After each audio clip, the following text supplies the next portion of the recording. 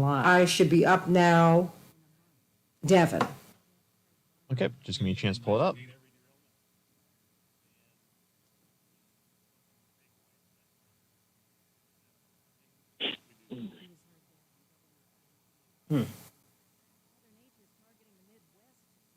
Okay. Still hasn't popped up that the video we're live yet. Okay, it should be up soon, because now I am now up. Okay.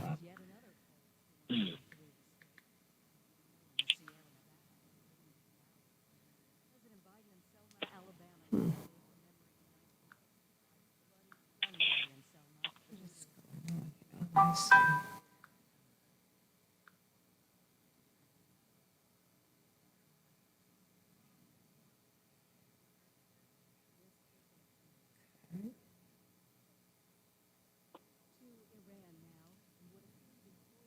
Okay, Pam, could you talk for me, please?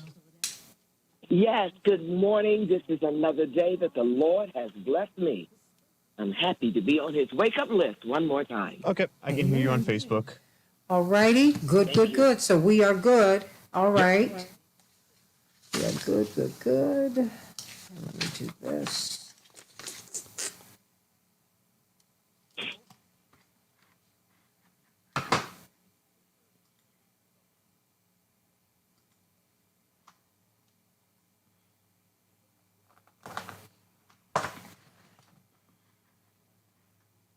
Okay.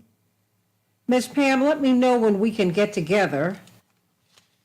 And, Okay. I'll call you this week because I'll call you later today because this is a good week for me. okay, great. And next week, too. Next week and this week is good for me, Santita. Okay, fantastic. Okay. Okay. All right.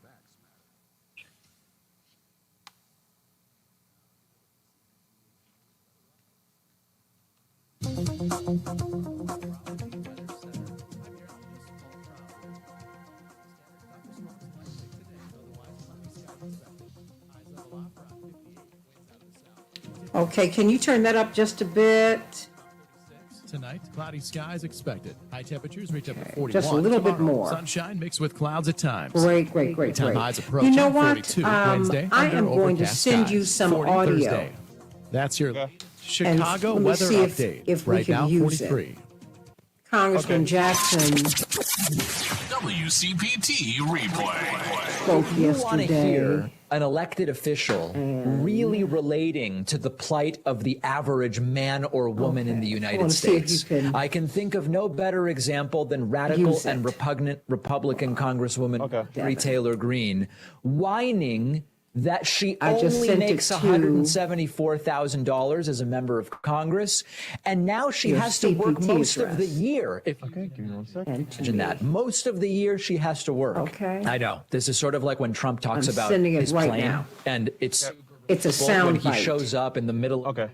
Oklahoma on his So private please plane let me know and if whines that about how he had to totally refurbish will it work. in front of a crowd that statistically wouldn't be able to meet a $400 unexpected expense without incurring debt of some kind. Keep listening to WCPT 820 because facts matter. Okay, I just got it. I will drop it in the system and then just let me know when you want to play it, obviously. Okay, what is the runtime on it? Did you just say Wendy's French Give me 1 sec. Thank and you. my breakfast? Mom, is that you? Answer the question. I said some people It says 2 minutes. be on the outside and fluffy on the inside and Which I'm perfect in sorry I every didn't send way. it to you sooner. And what do you think? I think It's all good. I should be able to drop it in the system by the time the show starts. Okay. those sticks. That's still not an answer. At participating U.S. Wendy's during breakfast hours. A veteran's hope. Where are you hiding?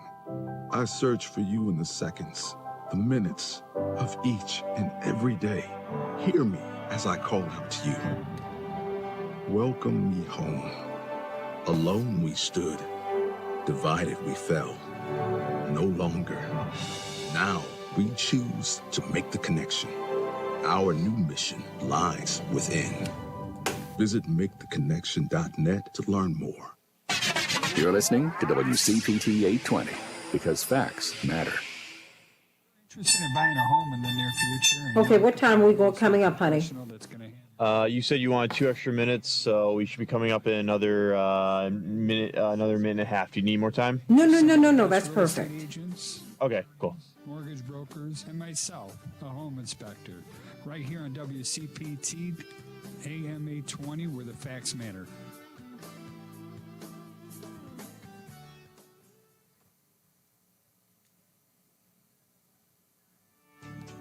I'm Dr. Anthony Lajewicz, and this is Climate Connections. In homes with old windows and Okay, I got the clip in the system and ready to play whenever you'd like it. Okay, so a Canadian company called My probably at helps 7. people visualize that At 7? Okay, I'll make note. Yeah, the team at mounted a 7. sensor to a small airplane that flies back and forth over Yeah, an entire yeah, city, yeah. measuring the thermal energy emitted by buildings. This highly specialized sensor will do a All right, 60 seconds. Okay, fantastic. pretty major All size city right. in like over 2 to 4 nights. Co-founder Ian Maddox says the My thermal beautiful bands can be gospel different sister, diameter. thank you so much for being with us today. Areas with the least heat loss are shown in You blue. are welcome. Those with the most in Oh, red. boy. Homeowners will see that and they'll go, oh, Ah. that's where You we sound have good. our old Thank you windows so and our living much. room, You know what? the Yes, rooftop you do. through this God is fully good. insulated cavity wall. You're going to see a band Hey. across the side of the home. Hey, King and Dave Dowling and Dal From 1 to Punti 10 for and how much Robert heat loss and Mark compares to from nearby DC. homes. Maddox says Ashley, utilities are using the maps to identify and Max reach out from to homeowners DC, who could benefit most from Joyce. energy efficiency programs. He says Hey, when hey, homeowners hey, actually y'all. It's see good how to hear their you. home is Everybody using like and heat, share, like and share. Yolanda, how you doing down there, Yolanda, in Jacksonville, Florida? Hey, hey, hey. 10 seconds. Thank you, Paula. Buongiorno, bella to you too, my Hear sweet, more stories beautiful like this, one. Visit climateconnections.org. All right, here we go. We can change the world, change the world, change the world. We can change the world, we can change the world, change the world. This is the Santita Jackson Show. War and hate to a place of love, it's not too late. Gotta save the children, we can't wait. Let's change the world. I am Hey, everybody. Welcome to the Santita Jackson Show.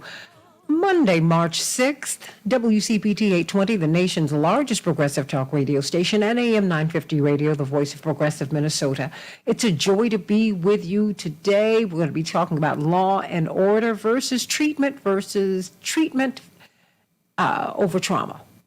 What do you think about that? I mean, you have crime is at the center of many of these elections all around the country. Indeed, New York City Mayor Eric Adams said, that what happened in Chicago is a warning, a stark warning to everybody who is running for office at any level throughout the country. So what do you think about that? What do you think about law and order? What is the best way to achieve, not just lowering crime, but achieving peace? Or is that the point?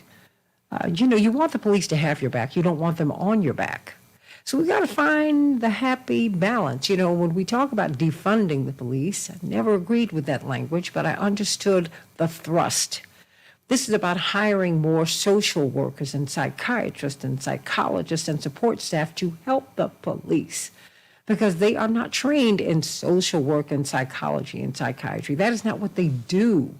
They might have some cursory work, but that is not what they do. So, or do we just need to go ham and have a ham-fisted approach to the law, just hire more police who are disconnected from the communities in which they do police? So let's talk about that today, because that is at the heart. Indeed, many people say that is at least one of the factors that drove the current mayor, Lori Lightfoot, out of office. I want you to call me at 773-763-9278, 773-763-9278. Is it treatment over trauma, or do you want law and order? Do you want something? Do you want a hybrid? Do you want something in between? Call me at 773-763-9278. We're going to have tremendous panels talking about that, people from all around the country, because indeed this is something that is impacting LA, New York, Detroit, Atlanta, Jackson, Mississippi, just everywhere. People are talking about this, everybody. In Chicago, we're going to have a high of 56 degrees. It'll be positively spring-like, but it will be cloudy. In Minneapolis, St. Paul, 36 degrees, snow showers. In the NBA, the Timberwolves will be playing the 76ers tomorrow, but the Pacers were triumphant over the Bulls just by a basket, 125-122. And then in the NHL, the Senators will be playing Chicago tonight. Minnesota is off. And in Major League Soccer, Chicago and New York City were tied at 1 on Saturday, and they'll be playing Philly this coming weekend. Minnesota United will be playing New York. Well, it's time for all of these sports, everybody, all of these sports. So I want to get some of these headlines in, everybody. It's almost time for us to spring forward 1 hour for daylight saving time. Do you like that, everybody? I want you to call me at 773-763-9278 and let me know what you think about that. I am so tired of going back and forth. The national, they had another derailment. Did you see that, everybody? They had another derailment in Ohio. What is going on, everybody? The National Transportation Safety Board is sending investigators to Ohio today after another Norfolk Southern freight train derailed there over the weekend, prompting calls to shelter in place before authorities announced the wreck was not hazardous. This comes just 1 month, February 3rd, after another Norfolk Southern train derailment across the state in East Palestine, Ohio, where people are now getting sick, everybody, and they want to know what is going on. They are under intense scrutiny indeed. Many of the workers are sick, and they do not, for the most part, have paid sick leave. 3,000 Norfolk Southern unionized workers were able to get paid sick leave in the midst of this crisis over the past couple of weeks. But rail workers in the United States do not have paid sick leave, and they've got to clean this mess up. Think about that, everybody. In Ukraine, intense fighting is raging around the city of Bakhmut in eastern Ukraine, where analysts assess that Russian forces are encircling Ukrainian units. More than 40 million federal student loan borrowers could be eligible for up to $20,000 in debt forgiveness, but they will likely have to wait several more months before the Supreme Court rules on whether President Joe Biden can implement his proposed relief program. What do you think about that, everybody? Call me at 773-763-9278, 763-763-9278. Of course, yesterday was the 58th anniversary of Bloody Sunday, the response to the killing of Jimmy Lee Jackson. Indeed, a veteran who was trying to vote, and it was his killing that prompted Dr. King, at the urging of Mrs. Amelia Boynton, to come to Selma, And so much happened. Indeed, that is where we got our Voting Rights Act. That it came out of that particular struggle. And President Biden, for his portion, made a fresh call yesterday for new voting protections during his remarks in Selma, Alabama, to commemorate the 58th anniversary of the landmark Bloody Sunday March, which was led by Hosea Williams, the iconic Hosea Williams, one of Dr. King's top staffers, and, of course, SNCC leader John Lewis. And, of course, John Lewis was beaten on that bridge, marching across the Edmund Pettus Bridge, and Reverend Jim Reeb, was killed shortly after that, a young white preacher coming out of Boston. And then that prompted Mrs. Viola Liuzzo, a white mother of 5, wife of a union leader, who went down there. She said, I can't take the injustice. And while she was working, trying to move marchers around, shuttling them to the airport, she was a volunteer. She was murdered on the road, shot at close range, bless her heart. And her children struggle today. Wonderful, wonderful family, the Liuzzos, and we can never forget the blood of the martyrs who gave us our rights today. Now we're having to beg people to vote. Think about it, everybody. A lot of people died so that we would have that right.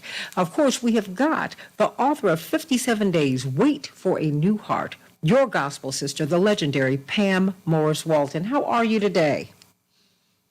I am doing wonderful, and you sound great. How are you doing? Oh, I am doing great. I'm so glad that I'm like you, that God has given me yet another day. Yes. On his wake-up list once again. Whew. Doesn't have to be. It feels good. Yeah, it didn't have to be. It feels good. Yes, it does. Yes, it does. So what is the good news today? You know, I so look forward to hearing from you. Well, today, Santita, I'm thinking it is Women's History Month. It began, 6 days ago, because this is March 6th. And I have 5 words for everyone this morning with a lot of emphasis to women. Don't give away your joy. Don't give away your joy. 5 words. This joy that I have, I think about this song. It may be familiar with a number of our viewers and listeners this morning. This joy I have, the world didn't give it to me. And the world didn't give it to me, and the world can't take it away. This joy that I have, Jesus gave it to me. Jesus gave it to me, and the world can't take it away. We have joy. Jesus has given it to each one of us. Don't let the world or anyone in the world take it away. Don't let anyone take away your joy. It's Monday morning. Don't let people or any person, any one person, any circumstance steal your joy. Difficult situations happen to all of us. It will come into our life. But there is no way, sometimes there is no way to escape it. In a world, you will have tribulation. Jesus said that, but you want to be of good cheer. I have overcome the world. St. John 16:33 reads, these things I have spoken unto you, that in me ye might have peace. In the world ye shall have tribulation, but be of good cheer. I have overcome the world. When the trials of life come your way, you don't have to be defeated. You don't even have to be depressed. Be of good cheer and hold on to your joy. And if by chance you've lost your joy, please retrieve it. Tell yourself every day, I'm God's person. For the women, I'm God's woman. Jesus has given me joy. I am a person of joy. Take dominion over whatever tries to interfere with your joy. And remember whose you are, because you are a child of the King. So don't give away your joy. Thanks, Santita. Amen to that. Amen to that. Oh, you know, Maya Angelou said, you know, ladies, don't lose your sweetness. And that it's all bundled to me, losing our joy, losing our sweetness, That's something that keeps us going every day, a joy that you just can't explain to anyone. I love you, Pam Morris Walton. You would never know if this woman is the recipient of a heart transplant. I want you to get her book. It will absolutely bless you. 57 days. Wait for a new heart. You need to read this book. You need to read this book. You do. And I'm going to have to bring you on with Dr. Knighton to talk one day about transplants. Yes, because, you know, Dr. Knighton is holding right now because, you know, that is something many of us, particularly in the Black community, because, you know, quite frankly, we've been experimented on. Let's just keep it 100. Let's keep it 100. We have been the object of experiments, of experimentation since we've been here. And so when it comes to becoming a donor, Dr. Knighton, many of us are not just reluctant, we're loath to do it. And yet, when I see someone like Pam Morris Walton, but for the grace of God and someone donating, being a donor, she wouldn't be here. So, I mean, can you help to speak to people about donations, about becoming a donor, and particularly, you know, being a donor is not that easy because sometimes you have to prevent infection, right? You have to prevent rejection. Well, what is the upside to being a donor, Dr. Knighton? Good morning. I think the biggest upside is that somebody else is having a choice of life, but I think that there are more than one way to think about it, Santita. So there's becoming a donor, like let's say after death, and then there's becoming a donor while you're living, meaning that there are individuals that will give a kidney, to a loved one or to a stranger, if they know that someone needs it. But that does require it being a two-way thing. So one being a match on the individual side that is donating, but then on the individual that is receiving it, their body's ability to not be able to reject it, which sometimes can take a series of medications. Individuals that do receive transplants are immunocompromised. Individuals that give, an organ such as a kidney then have to learn how to function with just that one. And so that might mean, if I'm specifically speaking about a kidney, monitoring their creatinine levels more closely because their body is only having to function on one kidney opposed to two. The other being becoming a donor after death, there is a process that immediately when someone passes away, if they make the decision to donate their organs, there's a process and there is a quick time that has to happen in order for them to be able to take, like, let's say, their eyes, if someone has a healthy heart that is worthwhile. So it really does come down to health, that when you say, how is it when someone donates or what is the benefit to doing so, they have to essentially be in good health, meaning you're not going to take a heart that has congestive heart failure or a heart that, may have some sort of sclerotic condition, which is like the hardening of the vessels, or, somebody that has heart blockage. You're not going to take, let's say, that kind of heart and decide that you're going to keep it. It could be a lung transplant. I could go on and on and on about how science has helped individuals to be able to live because the essential organs that someone would need, there's a capability of being able to put it in someone else's body in order for them to be able to thrive. And many people don't think about that, but it's like sometimes death of one person does bring about the quality of life of another, and that cycle continues to go on and on and on. And so it is a very important practice. There are implications when we talk about infections that is surrounding the process just within itself. But I think the biggest thing is being able to take care of your body. I always say stay ready so you don't have to get ready. But it's staying ready just in case if you do need something like that, that your body is in condition to be able to get it. And I know months ago, Santita, we had conversation about it was transplant patients and it was the COVID-19 vaccines, and the individuals were being rejected from being able to get a transplant. But the mindset, even at that time, was that if someone took the vaccine and it lowered the risk of them having severe symptoms that were related to COVID-19, if they got it, then it wouldn't be a waste of having a transplant, and it also wouldn't put them in a worse situation than it would be if they didn't have something to suppress some of the severe symptoms of COVID by being vaccinated. And so many said, well, this is discriminatory, it's unfair.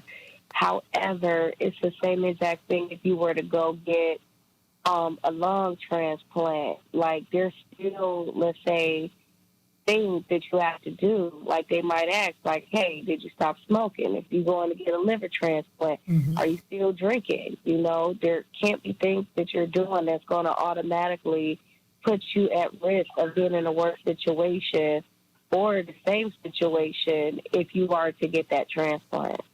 Yeah, but the thing is, why should a vaccine impact whether you can receive a transplant or not? I mean, particularly now as as things have continued to evolve, we see that it did not, Well- it mitigated infection, but it didn't prevent it. And now, there's a link between that and heart issues. I mean, there's just a lot going on, as this continues to roll And out. it is, and I can't speak for this particular one in itself. However, just mentioning that traditionally, the thing is there are, like, let's say, a set of guidelines and criteria that you have to undergo in order to be able to get you a procedure or anything to have the best success.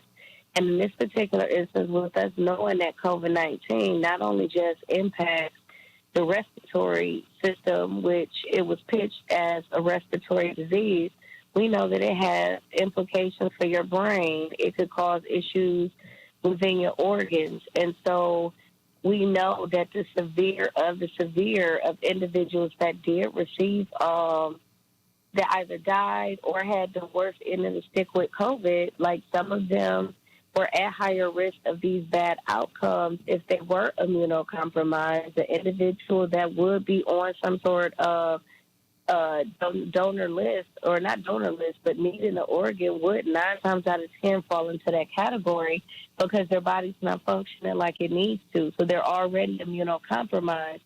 And if the vaccine's hope was to decrease the severity of symptoms, then at the time the logic is that yes, if that is what this vaccine is intended to do, if some of these individuals were to encounter COVID in the meantime and their body's already immunocompromised, if they're not vaccinated and they have to fight it off just by themselves, what does that survival rate look like? And I don't have that answer. And I'm not going to tell you that there haven't been issues since, but just giving you the rationale behind it. Same thing if somebody was to go get a bariatric surgery or gastric bypass. You can't just go and get a bariatric surgery because you feel like you need to have one. You have to undergo a series of counseling. You have to go through, and that's with nutrition. You got to talk to psychology. You got to undergo, like, all these tests. They don't just do it. So I'm a witness. I'm just saying, like, it's along the lines of being the same thing. Like, they don't just say, hey, just go out here and do it. They want to make sure that you're set up for success. And I think that sometimes when we think about, let's say, equity, and I'm specifically speaking of equity when things like this come around, the issue is not that we cannot apply programs.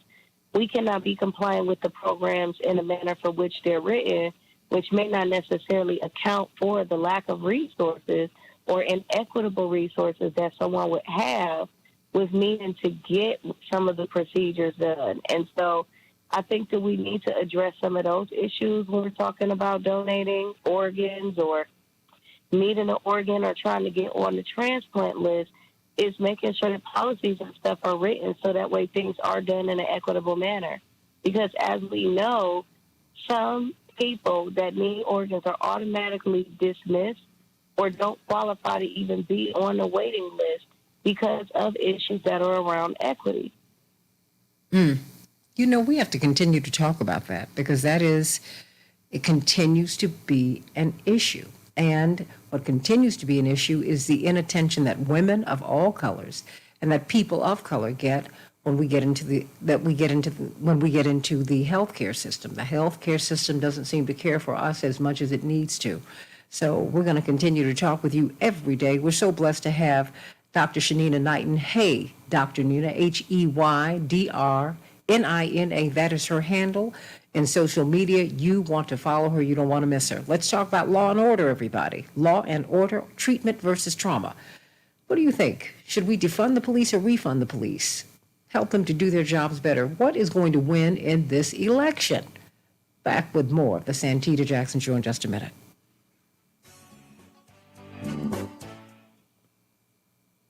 Hey, Dr. Nina. Hello, how are you? Ooh, I'm doing well. I am doing well, girl. Ooh, these iron infusions have helped a whole lot. That's good. They've helped a whole. I mean, my hair grew 4 inches last month. I was just that depleted, and my hair will grow, but it just sprouted. Just wow. It sounds like it. Yeah. Thing. Yeah, I was shocked. I was shocked. But I did have them measured at the hospital. Hello. I did. But we are dealing with this election here, and it is going to be quite something here. Quite something. That's crazy. Like one of the pastors here, her sister, oh my gosh, I'm trying to think of her name. I know last name Jenkins, like she just ended up getting elected in Florida. Illinois. It was like hold on, I'm gonna tell you in 2 seconds because I'm drawing the blank right now. Drawing the blank, I'm gonna tell you.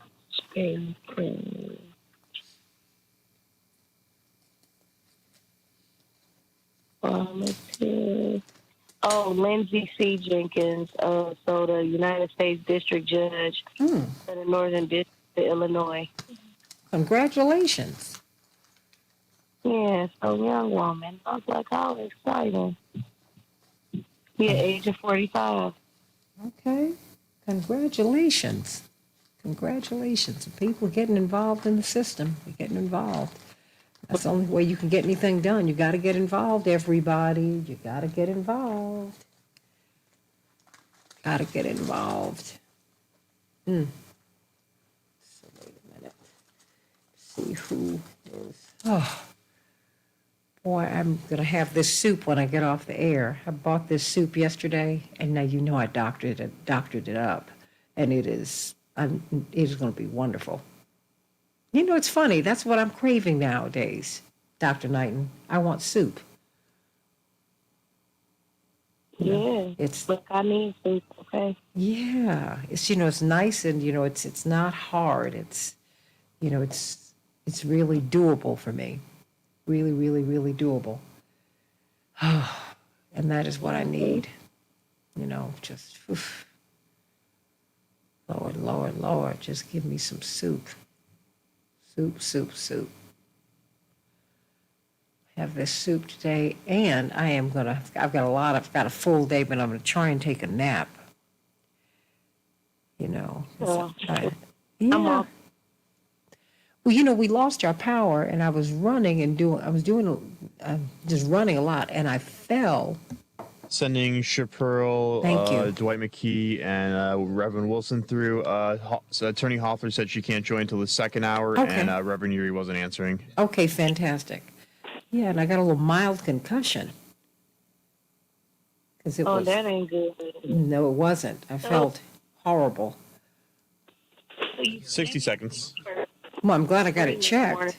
That happened on Friday. Because I heard like 4 big explosions in my neighborhood, and there was a power outage. But I was trying to get to my dad because I had to check on him, and then I fell, and that was the end of that. Oh, so that means that you're looking at the screen today, then, right? You're not looking at a screen today, then, right? I am. I shouldn't be, but I got to get through this. My God. Once I'm done with this, I'll be done. I had to do it yesterday, too. Because I was trying to not go into the studio yesterday, but I could not do it. My replacement, I couldn't get him. So, 10 seconds. I'll get through this. Chaparral? Yes, Santita, I'm here. Okay, hon. And we've got Dwight McKee. And is it Jeanette that we have? Yes, Chaparral, Dwight McKee, and Reverend Jeanette Wilson. Reverend Wilson. Jackson Show. Very good. To a place of love, it's not too late. Gotta save the children, we can't wait. Let's change the world. Hey, everybody. Welcome back to the Santita Jackson Show, WCPT 820, the nation's largest progressive talk radio station, and AM 950 radio. We are in the midst of the Chicago mayoral election season. April 4th, ironically, the anniversary of the assassination of Reverend Dr. Martin Luther King, that is when we will go vote for the final time. You can vote right now. You can register and vote on site. And just in the aftermath of the Bloody Sunday commemoration, in which we did, that is what won us our right to vote. I mean, even though we did have the constitutional right to vote, the amendment had been created in the aftermath of the ending of slavery. The fact is, it was never enacted. So you needed a Voting Rights Act in order for us to be protected, so that we could go on and vote and fulfill that amendment from 1870. That having been said, now we have to beg people to vote. Unbelievable, unbelievable. But we're going to get there. We're going to get there. I want you to call me at 773-763-9278, 773-763-WCPT. What is driving this election? Well, the corporate media have said that it's crime. And when you talk to people on the ground, they're afraid to leave their homes. They're afraid to get on the L. They're afraid to get on the bus. They're afraid to take the subways in New York, and on and on and on and on. So what is the best way to deal with crime? Is it law and order, or is it treatment versus trauma? That is to say, should we hire more social workers, more psychiatrists, more psychologists? Should we have more support for people who are in mental health crises, or people who can just really be talked off the ledge? What do you think should happen? Or should we hire more police? Will that help us to really push back on crime? So I want to know what your thoughts are. But before we do, Chaparral, I know you had a fantastic event on Friday night, even in the midst of the storm. How you doing, Chaparral? I'm great, Santita, and thank you so much for all of your audience members who came out to support us. Nina was there, and a couple of other people sent in donations for the foundation, and we greatly appreciate it. And it was very successful. And we hope to see everyone out at the Courtney Copeland Memorial Foundation Gala next year, and hopefully we won't have any storms. But I just we can contribute throughout the year. Yes. Yes. Okay. You can contribute at www.copelandmemorial.com. That's www.copelandmemorial.com. This helps us to support our programs for our back-to-school book bag giveaway, as well as also our college scholarship fund. So we are always available to help and assist the community, and your audience, as well as also all of our listeners, help make that possible on Friday. Very good. Well, you know what? When you get these scholarship awardees, please, let us know who they are so that we can pay tribute to them when you're on the air. Because indeed, it is your support, everybody, that will help these young people to get to college, get to and through college. And so we're very, very excited about that. Chaparral, our girl. That's right. From Celebrations by Us, 708-526-4546, 708-526-4546. Sending you much love today. And of course, we are talking about this mayoral election, everybody. What is driving it? Many people are saying that at the center of it is crime, and what we're going to do about crime. We've got Dwight McKee, social scientist, and pastor and lawyer, and indeed, she's at Rainbow Push. She's an educator. So a lot of this stuff intersects with Reverend Jeanette Wilson, Esquire. But before I get to you, and we're going to have a lot of people who are going to be talking with us about this today. Let me go to Gregory from Rogers Park. Gregory, what's on your mind today? Well, good morning, ma'am. I was watching an interview with the Reverend Al Sharpton, and he said that we got stuck with this unfortunate expression, unfortunately, defund the police. And he preferred that we should have, and maybe we can move, and you can help us move to rather a better expression of define the police. Mm-hmm. That's great. And how about that? I like that. And yes. And then I would say that I've been back in Chicago 21 years this June. And if we had a proper school enrichment program starting at age 3, preschool, you could have already raised a whole nother generation of at-risk youth for 15 years until age 18. Then they could have done vocational or community college or college. They'd already be completing their apprenticeships in whatever field or profession that they would have gone in and would become journeymen this year. So here I am, 63 years of age, about to go to 83 years of age, about to go another 20 years, and we're going to raise another generation, and yet we don't have proper funding to get these kids out the gate at age 3, to get them off the gangbanger track and to become productive, wonderful citizens. And we can do that if we properly fund education in this country. And if there's any criticism that Brandon Johnson should have against Paul Vallas, is that perhaps, and I don't know this, but I suspect that he has been working with the budgets that he's been given, which is why he has been arguably said to have had limited results. But if he had been more forceful in trying to get the business community on class to do their fair share like they do in Europe and Japan and what have you, then we would have had that extra money that's been missing. And that's what Brandon Johnson's going to try to do, which is why I don't want Brandon Johnson to get too negative. I want him to critique Paul Vallas, not taint him. And those are my comments today, Santita Jackson, madam. Absolutely. And, I'm going to play something from Congressman Jonathan Jackson, who really encapsulated this so wonderfully. He said, this is not personal. This is what, so we're not trying to vilify. What we're trying to do is deal with an issue of policing in the United States and crime and on and on and on. So let me pivot to Dwight McKee and to Reverend Jeanette Wilson. Dwight, how do you see crime playing out in this race, and how should it be playing out in this race? Well, oddly enough, what creates crime is laws. Crime is a dynamic of power, not of morality. It is whoever has the ability to legalize their vices and illegitimize other people's vices. So crime is relative to who's in power and how they define what's legal and what's illegal. It also operates in terms of options. Is how many options the people who are outside the process of power has in terms of getting themselves into a situation that legitimizes their or illegitimizes their vices. And so marijuana 10 years ago was a crime. Now it's a business.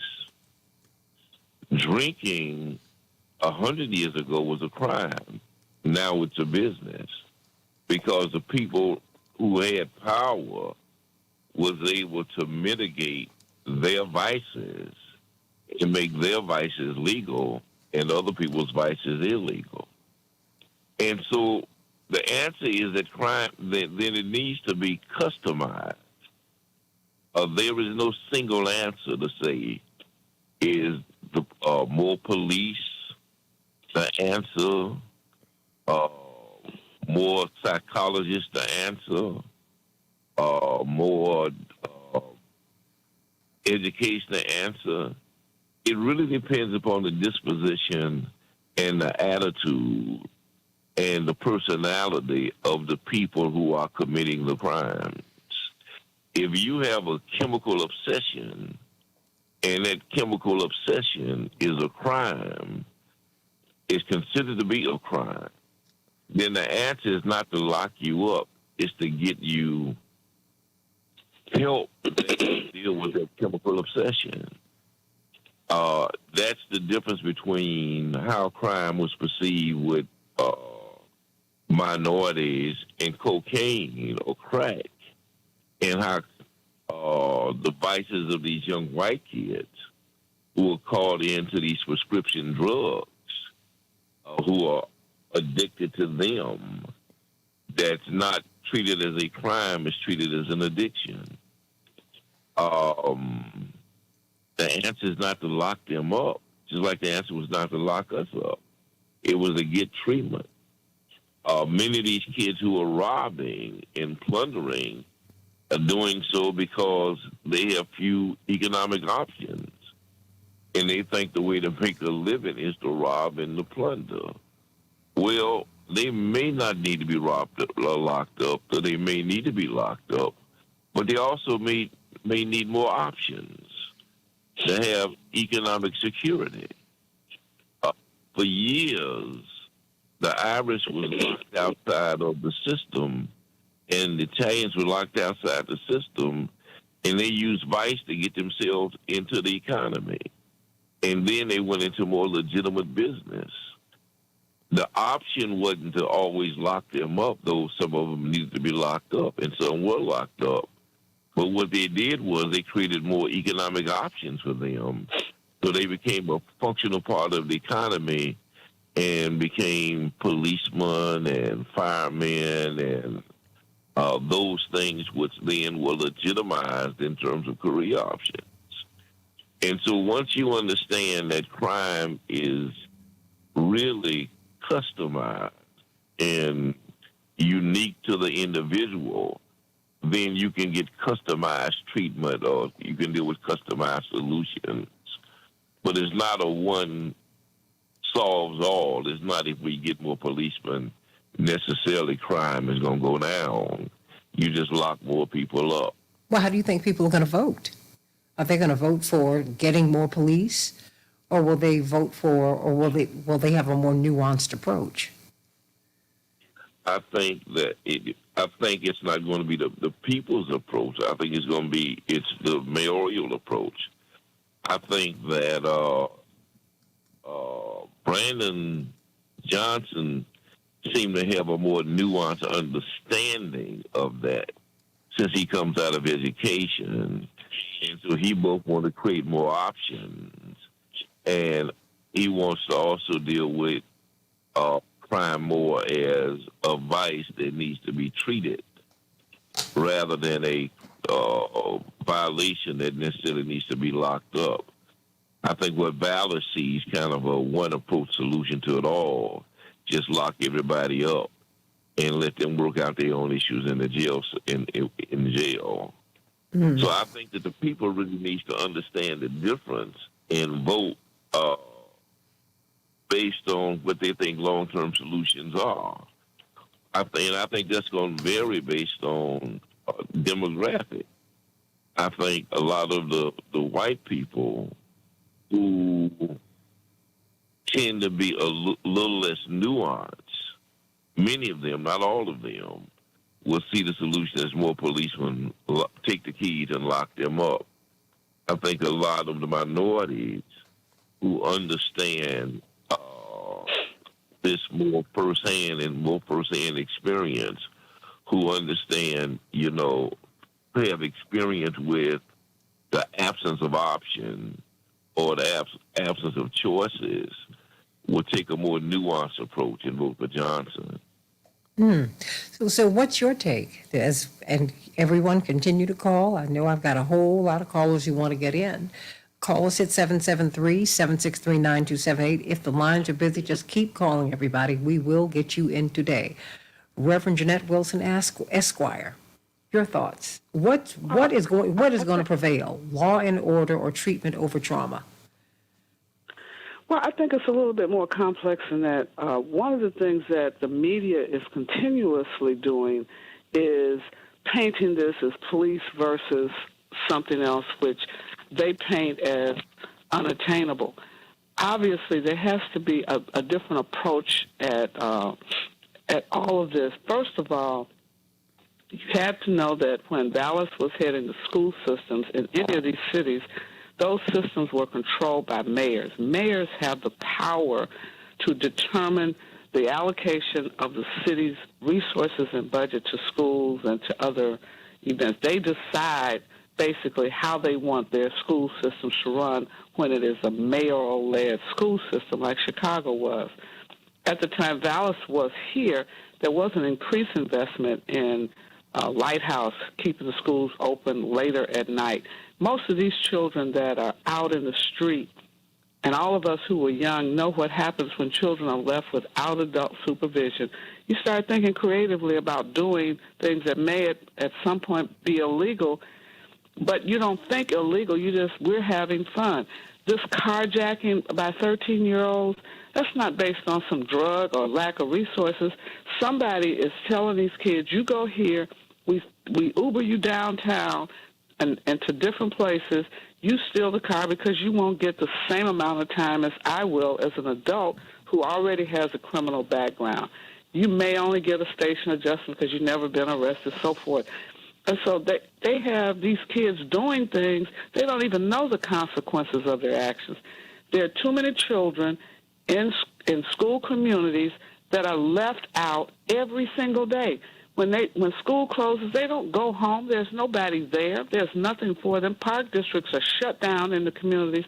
And so I think when you look at Karen Bass in Los Angeles, she looked at some of the other causes of this bad behavior, and it's levels of poverty. If I'm homeless, like 20% of the students that attend public schools in certain neighborhoods, they are homeless.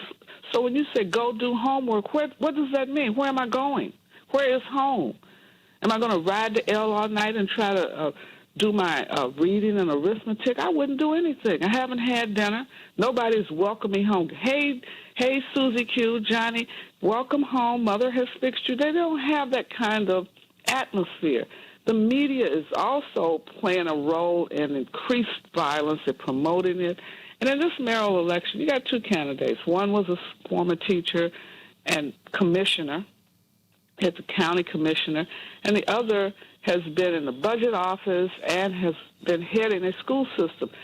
The corporations changed the formula for our educational system in Chicago. We moved from a superintendent of schools, which meant you had to be an educator, to a corporate model where you had a CEO.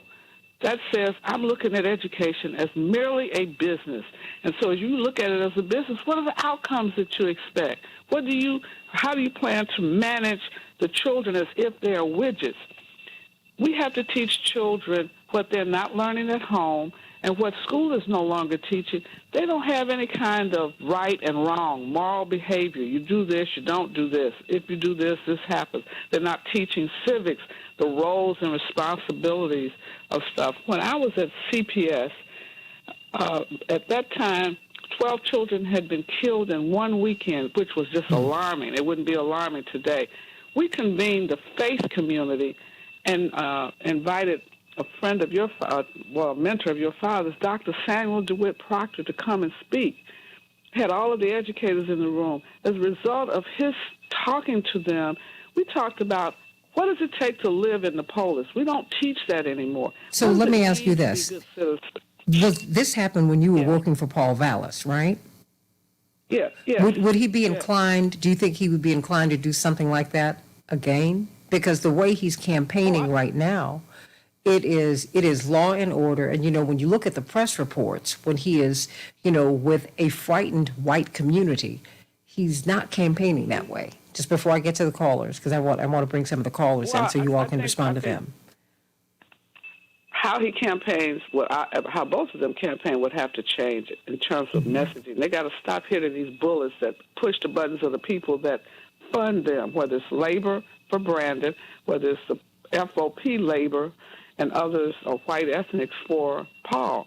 They got to really say, what is your plan? Because it's not just crime, it is safety.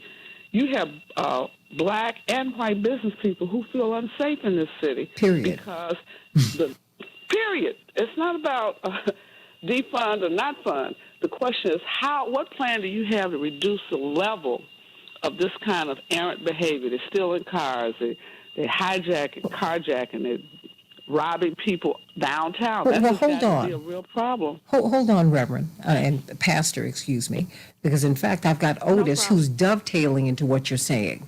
He's dovetailing. Otis from Chicago. How you doing, Otis? Hey, how y'all doing this morning? Good hearing your voice. Okay. Good hearing y'all too. What I was thinking about is I know I'm 54 years old. Mm-hmm. I know about in the 80s, and we came up a little different because we still had street codes. But my thing is, I keep hearing about the police, and that dude named Dallas. My fault. I'm at work. Dallas is he sounds like Mayor Daley with all this police, and we don't need to defund the police because we got good police officers there. The problem is they can't really speak up because we know they're getting in trouble, and that's a shame. And those police officers need to be protected. And I guarantee a lot of them speak out more. But as for like black people in Chicago, we got the jobs. The only problem is we're tired of spending our money with other races of people that's not supporting our communities. Like I always say, look at 75th in Michigan, all the way to 75th and Carter Grove. Those black businesses over there, they're making a lot of money. And the West Side is almost dried up.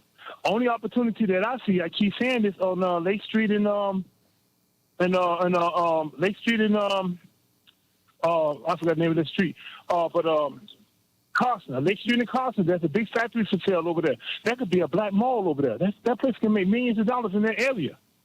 So, do you see the economic? You see the economic crisis being at the center. I mean, what do you think? What do you think is going to win, Greg? I mean, Otis. Do you think someone who runs on law and order, or someone who's going to run on treatment versus trauma? Okay, I would say that economics, because if you look at the South Side. If y'all from the South Side, you notice there's a difference when you go to these black-owned events and black-owned cultures and restaurants. That's a calmness there. And I'm from the West Side, and I see it, and I get jealous because y'all got it made out there on the South Side when it comes to black-owned business and in the conversations. And I believe just like the Hispanic community, you go around there. They got a lot of cultures. They got businesses over there and organizations that support even the gay community over there. And I'm like, wow. I'm like, what's wrong with our community? Why we can't come up like that? So my question for you, Otis, is what is going to win? Will it be basically defunding the police, or should I say defining the police, and getting more psychologists, psychiatrists, social workers, or will adding more police? I mean, is what's going to win, law and order or treatment over trauma? What's going to win, very quickly? Treatment of trauma over what? I don't understand. Treatment of trauma over what? Well, that's something that Commissioner Johnson has been talking about, that as opposed to coming in with guns blazing, you need to bring in psychologists, psychiatrists, social workers. Some people need to be talked out of their encounters with the police as opposed to being shot out of them. Oh, you're talking about for regular people, the psychologists and stuff like that? Yeah. For everybody. No, we don't need that. You know what? Here's the thing. We got that already in the neighborhoods. Even in the neighborhoods in the black communities, people don't go through. We got people that do that already. They just don't get on TV and talk about it. They don't get on the internet and talk about it. We got them people already, young and old. What we need is what we want to see. We want to see our faces at we want to see our faces owning a grocery store. We want to see our faces even like owning a bank or a lot or a shoe store, clothing store. We don't even own that. Well, hold that thought. We got black people coming there. Otis, hold that thought. We're going to talk during the break. But I want to know, everybody, what do you think is going to win? Law and order or treatment over trauma? What do you think is going to win? What will be the winning strategy on April 4th? What will bring us a new mayor? What will the new mayor do about crime in Chicago and all around the country? Back with more of the Santita Jackson Show in just a minute. Okay, Arlene Williams, I hear you. Defund the police slogan does not work. Her emphasis. There's just too much crime. And I never understood defund the police. Commissioner Johnson has said, look, we call the police more than anybody. You're not trying to get rid of the police, but you want to be rid of corruption. You don't want them to shoot first and ask questions later. But you need other supports in order for that not to happen. Otis, just very quickly before you go, what do you think is going to be the winning strategy? Is Otis still there? Okay, well, Dwight and Jeanette, what do you think is going to be the winning strategy? I'm going to have to switch people out because we don't have a lot of lines. But Jeanette, what is going to win then? Well, I think it's more than, either or. It is a combination of multiple factors. The police have a blue code where you are police and you support the bad behavior of some police officers. That whole training and culture has to change in the police department. But Jeanette, you're right. You're absolutely, but they're not campaigning that way. You'll have to govern that way, right? They're going to have to govern that way, and they're going to have to change. It's not buzzwords and hot buttons. They really got to look at this. I'm just saying, but that's what's happening. But that's what's happening right now. When you just sit down and talk to people, it's the buzzwords, it's the hot words. That's what's driving people. So I'm just saying, I hear you, but you're talking about governance. I'm talking about this campaign. What's going to win? Well, but also when your father campaigned, he campaigned as if he were going to be the president. I got you, but everybody's not doing that. You know that. Well, if they want to win, they got to stop these hot buttons. It's not working. I got it's you. Not energizing the community. Nobody's voting. But that's why I'm asking the questions the way that I am, Dwight. What's going to win is whose voters come out. Is that if those voters who believe that Brandon has the answer, if they show up at the polls, then he's going to win. If they don't show up, and the people who believe that the police is the answer show up at the polls, then they're going to win. The answer to your question, Santita, is whoever voters show up and vote. That's how you win an election. Well, Kevin Lampy said it's not what drives people to the it's not it's he said it is motivation that drives people to the polls. What is going to motivate people to get to the polls in higher numbers? Because we saw young people did not come out, which was very surprising to me, given the exciting candidacy of Jamal Green. But young people didn't come out. I mean, but white people did. They sure did. So, and ain't a lot you can do about that. Mm-hmm. I mean, that's ain't a lot you can do about that. That's based on the attitude and the disposition of the people who are listening. And if they don't see it in their interest to come out, they won't. But they are the first ones to suffer the consequences of having not come out. Because so much is being discussed about defunding the police, but the problem was created because you defunded the other communities. That's what the defunding But also, I think Jamal and none of the candidates focused on get out the vote for their base of people who they didn't target. Sending Commissioner Ellis through. Regina Brent isn't answering, and Attorney Hoffer told me to give her a call back in about 10 minutes. She said nothing or did nothing that caused them to be motivated to go to the polls. When we were that age, we decided we were going to take power. They don't understand the dynamics of power and how to get power. You can't act like you already have it merely based on your age. You have to work with your base to turn them on and turn them out, and that has not been done. And you have to do it all the time. It's not. You can't just do it in election season. It's a lot of work. You have to keep people engaged all the time. People, and you'll see it when Reverend shuts his eyes the final time.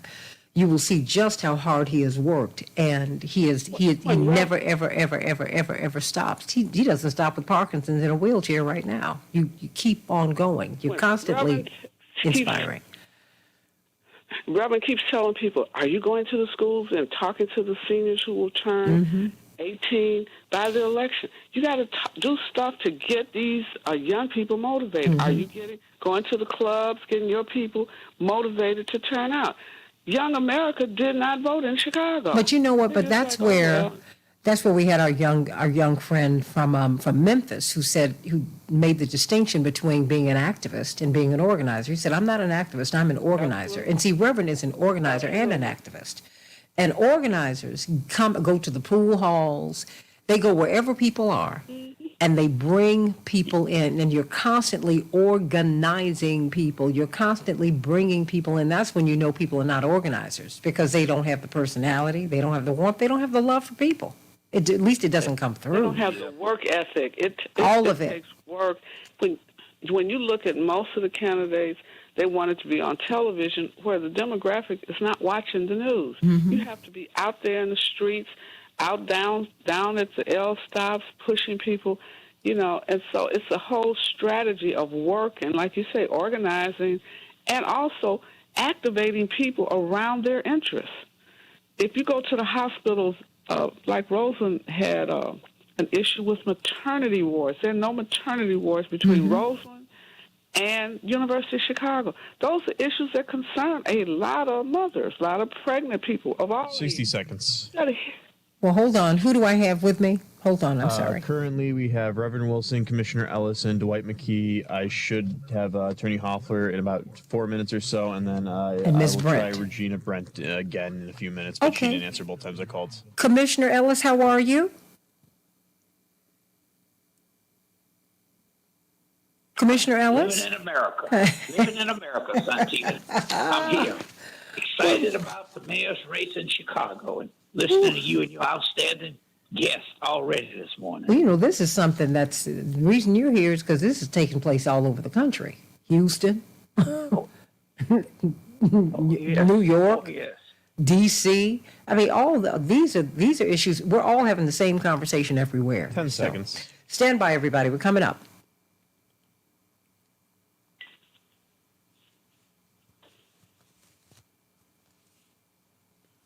We can change the world, change the world, change the world. Yes, we can. We can change the world, we can change the world, change the world. This is the Santita Jackson Show. War and hate to a place of love, it's not too late. Gotta save the children, we can't wait. Let's change the world. Good morning, everybody. Welcome to the Santita Jackson Show on WCPT 820, the nation's largest progressive talk radio station, and AM 950 Radio, the voice of progressive Minnesota. Let's talk about law and order, treatment versus treatment over trauma, defunding the police. What's going to be the winning message in the Chicago mayoral campaign? Many people are saying that Mayor Lightfoot lost because she wasn't strong enough on crime, although ironically crime dropped on her watch. But what's going on here? You have just to put it very broadly, you have one candidate who's running on law and order and another one who they're saying is running on defund the police, but defund the police doesn't quite get it. I just you all have to reframe that because that's not, I think that was designed, it was named so that it would undermine the program itself, really. And, because this is about bringing on psychologists, psychiatrists, people who can help in a crisis, not just in a mental health crisis, but just policing and keeping the peace. Well, Dwight, you'll have to talk to me about how we went from having officers of the peace to having law enforcement officers, because something has happened with policing in America, in my lifetime since I was a child. So let's talk about this, everybody. Call us at 773-763-9278, 773 WCPT. Whose message is going to win on April 4th? It is now election season in Chicago. Whose message will win? Will it be law and order? Will it be something else? In Chicago, we're going to have a high of 56 degrees today, everybody, and it will be cloudy. Minneapolis, St. Paul, 36 degrees. Snow showers. In the NBA, the Timberwolves will be playing the 76ers tomorrow, but the Pacers were triumphant over the Bulls, 125 to 122 last night. In the NHL, the Senators will be playing Chicago tonight. And in Major League Soccer, yes, we do have soccer that time of year. Chicago and New York were tied on Saturday, and they'll be playing Philly this coming Saturday. And Minnesota, well, they'll be playing New York. That's right. So we got a lot going on in sports, everybody, a lot going on in sports. Yet another train derailment in Ohio. The National Transportation Safety Board is looking at yet another train derailment of Norfolk Southern, interestingly enough. A freight train derailed in Ohio over the weekend, prompting calls to shelter in place before authorities announced that the wreck was not hazardous. This comes just 1 month after another Norfolk Southern train derailment across the state, and East Palestine put the company under intense scrutiny because of the poisoning of the area. We will be continuing to look at that, and we'll do an update before the week is out. Intense fighting is raging around the city of Bakhmut in eastern Ukraine, where analysts assess that Russian forces are encircling Ukraine units. More than 40 million federal student loan borrowers could be eligible for up to $20,000 in debt forgiveness, but they will likely have to wait several months before the Supreme Court rules on whether President Biden can implement his proposed relief program, everybody. And everybody went down to Selma yesterday, everybody. The 58th anniversary of Bloody Sunday. Indeed, Dwight, you put it so brilliantly. You said that is our Lexington and Concord, where, indeed, African Americans and therefore all Americans were able to secure the right to vote. Bloody Sunday, when then SNCC leader John Lewis and iconic civil rights spokesman and SCLC staff member Hosea Williams led a march across the bridge, the Edmund Pettus Bridge, and they were beaten up by the police. Indeed, John Lewis sustained from the police a life-changing head injury. You can't make this stuff up, everybody. But 58 years later, and well, really weeks later, after the deaths of Reverend James Reeb, and Mrs. Viola Liuzzo, and of course, all started by Jimmy Lee Jackson's killing, well, we were able to get the Voting Rights Act, and now we're begging people to vote, everybody. Please get out and vote. It is the voting season in Chicago. You can have same-day on-site registration. No reason not to vote. Too many people were killed. They didn't just die. They had their lives taken from them as they sought to give you and I the right to vote. Let's talk about this election. You know what? Congressman Jonathan Jackson put this so well yesterday. I'm going to give you a verbal on this. I want you to bring it up, Devin, and I'm going to give you a verbal when we can go out. But I think he just kind of gave us a snapshot of how I think we should be framing this. Devin, can we bring that up now? Well, let me say, I don't want to vilify an individual. I want to keep this at the issue level. And the issues is the question about whether or not we are going forward with privatization or the fight for public education is what's very important. The issue is where we're talking about increased safety in our neighborhoods, and what does that look like? Is that simply more police overtime, or is that investment in fully funded education with crimes that can be solved? Crime is an issue, but when you have 86% of the murders in the city of Chicago unsolved, that is a justice issue that we have to confront. And so there are many great officers out there that are working hard that need additional training and resources, and we need to solve crime. We both stand firmly on that. And the issue is, do we put more money into coaching and in early childhood development? What we're saying now is our school system has been defunded, and it happened a long time ago. Our pension plan for our teachers has been defunded, and our police and our fire department, their pension plan has been turned around and defunded. So we have to look at a big picture here. I stand with Brandon Johnson for mayor. He has a long history of service, commitment, and he didn't get us to this point, but he can certainly lead us out of this crisis. This has been a cumulative effect. A lot of people have put this issue down the road, and here we are at the crossroads for the city of Chicago, and we have to turn this around and go the other way. These are young people that are now doing most of this heinous crime. Where did it happen? There was a crime committed against them in their public school system. The bands were deconstructed. The pools were empty. The coaches were fired. I want us to fix this. And in the meantime, we have to put an end to crime on the street. No one's going to be soft on crime. Everyone has the right to feel safe. We're going to stand by those great officers that are working hard, and we're going to also stand by and protect the citizens of the city. I think that kind of puts it all in a nutshell. Of course, joining Reverend Jeanette Wilson and Dwight McKee is, of course, Texas Harris County Commissioner Rodney Ellis. We've got Regina Brent from United Partnerships. Indeed, she's building a bridge between the community and the police. And, of course, Attorney C.K. Hoffler, who, unfortunately, in your wheelhouse, you have to deal with a lot of these cases. So let's start at the top here. Why don't you respond, everyone, very briefly to what you heard Congressman Jonathan Jackson say, very, very briefly, if you would, Dwight McKee. Well, I think that he covered all of the bases in terms of what has happened to the community, which is set up these quote unquote crime waves. But I think a lot of this is also media based, is because if you do statistically, a lot of crime is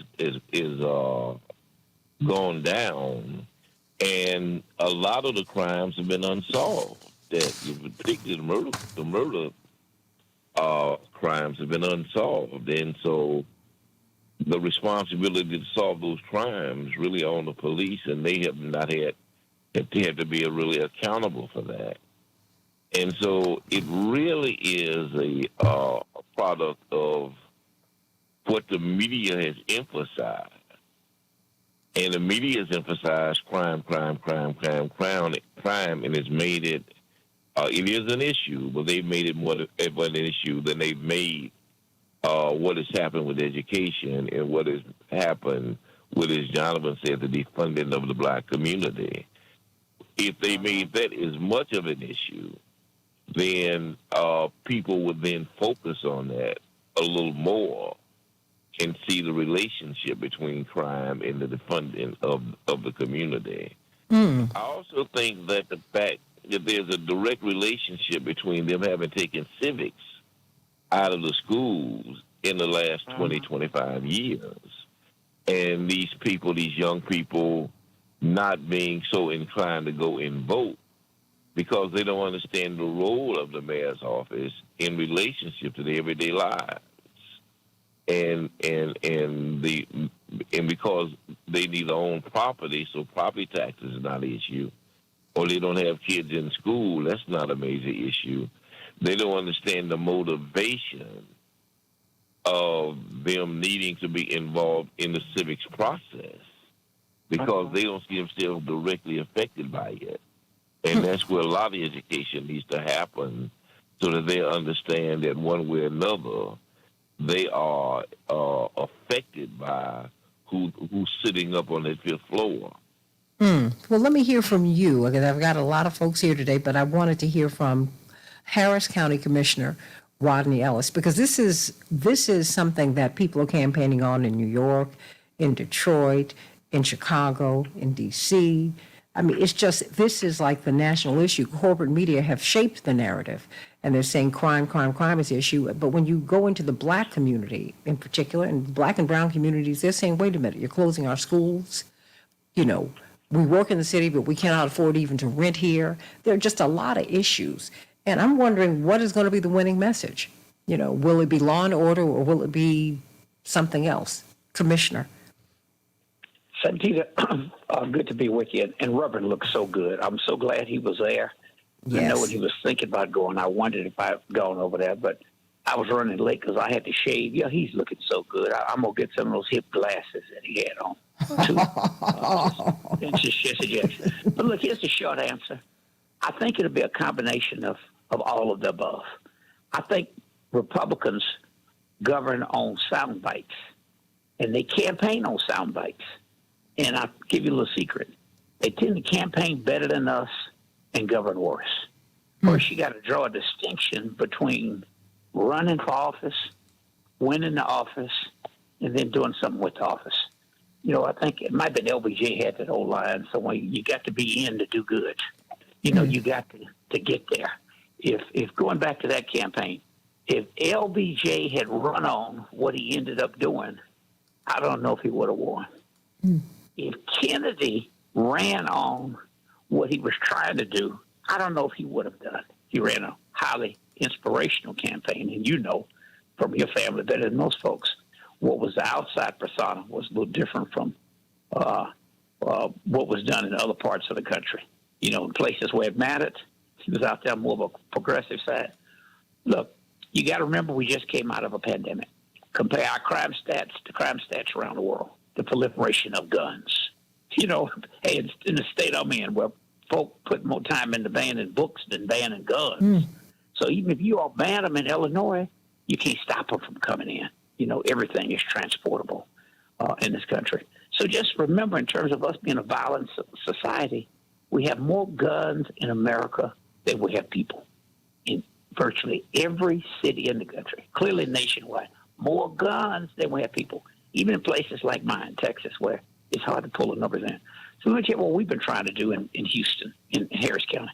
It's a combination of it. You don't want to lose the spin war. You know, I think it might have been on the left, might have been on our side after the tragic killing of George Floyd. Somebody came up with that phrase, defund, nuttiest thing in the world. And they seized on it. They just grabbed the line, and what they were trying to say was reimagine, but they didn't say that. You take my budget, so you can Google it for any city in the country. Finally, I'll take you my county, which is about a little smaller than Cook, as you know, about 4.8 million. Y'all about 4.9 or 5. 44% of the budget goes in traditional law enforcement. Let's just call it boots on the ground. That's 44% of the general operating budget. If you throw in all of the criminal and civil divorces and all that, court complex, public defender, which we inadequately fund, barely have one, didn't start it till about 10, 12 years ago, and the prosecutor's office, it's over 60% of the general operating budget. The jail is bursting through the seams. I heard Jonathan say something, Congressman Jackson, about solving murders. It's hard to solve a murder. So sometimes what our partners in law enforcement do is go do the easy stuff. It's hard figuring out who killed somebody. Many of them, by the way, it's by someone close. It might be a domestic dispute. We clearly have to reimagine what we have been doing because you got to invest in these other things. You have to invest in early childhood. That's where people learn how to mediate before they get to school. You got to invest in the schools. You got to invest in violence interruption programs, opioids, crack, whatever it is. You got to invest in getting people off drugs, not just punishing them. And it's hard for us. Look, I've been in politics 39 years now. The most painful thing to do is tell people, I need some money to solve these problems. Now, whenever my kids call me, rarely is it to say, I love you, I'm thinking about you. They may work that in, but they need some money. They love me. You know what I mean? They thinking about me, but they really think about it when they need that ATM. You got me? Well, that's what we do as politicians. And the public forces us to do that. Who wants to hear we need more money? They want to say, take it from somewhere else. And then the least creative thing you do, violence interruption, alternative responder. Why do we call the police for everything, as we say in the South, police? Why do we call the police for everything? You know what I mean? The spouse does not come home. Call the police. Maybe I'll figure out why she, he, they, them don't want to come home, you know? But we do. So you ought to invest in alternatives to calling the police for everything. Mental health responders. Sometimes you don't need a gun. You need somebody to talk them off that ledge. So it's a complex issue. I'm hoping. I'm so glad that my mayoral candidate in Chicago's first name is Brandon. My chief of staff's name is Brandon. And, you know, Trump and them just mess with that Brandon name so much. I'm just so glad. He reminds me in some ways, Santita, my age, of Mr. Washington when he ran. You know, Harold just kind of had that down to earth, you know what I mean? Every guy in the neighborhood, personality and persona about him. I'm coming over to Chicago, by the way, the weekend before, 2 weeks before the election with my son. He's looking at University of Chicago, and so I'm going to stay over longer instead of just flying in and flying out and spend a couple of days, see Rev, and see what's happening in your campaign, and bring some money from Texas, by the way. Look, I mean, because there is strategy, I think, is all of the above. Well, you know, I'm just trying to figure out because, you know, as the corporate media have shaped the narrative, Regina Brent, you know, there are two stark choices, right? And of course, with unity partnerships, you're saying, well, wait a minute, we need to bring the police and the community together. What do you think is going to be the winning strategy? Will it be law and order? Will it be treatment over trauma? I mean, what do you think is going to win in this present political climate, Regina Brent? Good morning, Santita, and all the other guests that are on the panel. I'm honored to be amongst you, and thank you for the invite. My work out here is to simply keep people safe, especially black and brown people when it comes to policing. But as far as Chicago is concerned, you know, Santita, I'm a native, born 59th to LaSalle, Chicago. I was there 50 years of my life before I left, and I'm out here in the western suburbs now. But here's the thing. I think both strategies are good. Now, when it comes to the person that we feel should be in the seat, that's a whole nother story. The situation at hand right now is that people are suffering. And it is not the police against the people or the people against the mayor or the mayor against the government. It is all about the suffering of the people. And so that's why I agree with Jonathan, because the city has been defunded as far as black and brown people in the community. They took 50 schools out of there. They closed banks. The companies that would be able to employ the people are gone. Whoever heard of One Magnificent Mile in Chicago, water tower, with missing stores? These things are happening because of crime. And you cannot eradicate crime unless you restore the resources back in the community. Now, who's brave enough to do that is the question. Who wants to bring their businesses in a crime-infested area where they will not last? It's been tried before, it failed, and it's not working. So I'm for, as much as I love Brandon Johnson, and I told people in the beginning that young man was going to give them a run for their money. I really just do believe that his time will come. I do. Paul Vallis, when he was there, I remember my kid was in the school system when he was there. I didn't see much of a problem with the school system. However, that's what it's going to take. It's like the commissioner just said. You got to educate the people. Again, you got to keep kids in school. You got to give a reason for them to wake up and not look at abandoned buildings that have red X's across the street from them where they get up with no hope every day. No hope. We got them coming out here to group homes, Santita, who parents have neglected them. They don't have education, and they're trying to rise to the occasion. And I'm focused on that as well when I know the city swagger when I see it. And so all I'm saying is that, no, defund the police is not the answer, but when you got your foot on somebody's neck, they're going to holler out any kind of slogan. They don't care. They're just trying to get some relief. And some of these people are not that well-versed or intellectually well-equipped to say what it is that they really need. When you have food deserts that are not feeding our children the healthiest of meals and more liquor stores and drug-infested areas than you have anything else, what do you expect? But you know what, Miss Brent? I think that, I put this to the whole panel, and everyone continue to look at us on the Santita Jackson and Friends page and on the Santita Jackson Show YouTube channel. I feel that the naming, the characterization of this program as defund the police is such an obvious miss. I can't help but be suspicious of it, because that is just not what you do. That is just such a lightning rod. What you say is, define the police, refund the police. It's a non-starter. You can't even have a conversation when you say defund the police. As no one's talking about, as Congressman Jackson, discussed yesterday, that's why I brought the audio from the Keep Hope Alive show, that their own pensions have been defunded. So, there's just something that's not, we'll hear from you on the other side of the break, Attorney C.K. Hoffler. There's something that's not happening here, but I'm wondering, whose message is going to win? Will it be Paul Vallis's message of law and order? Do you think he's going to come in and clean everything up? Although crime was going down on Mayor Lightfoot's watch, everybody, it was.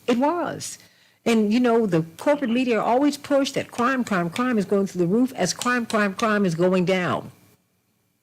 So what is going on, everybody? And what will be the winning message?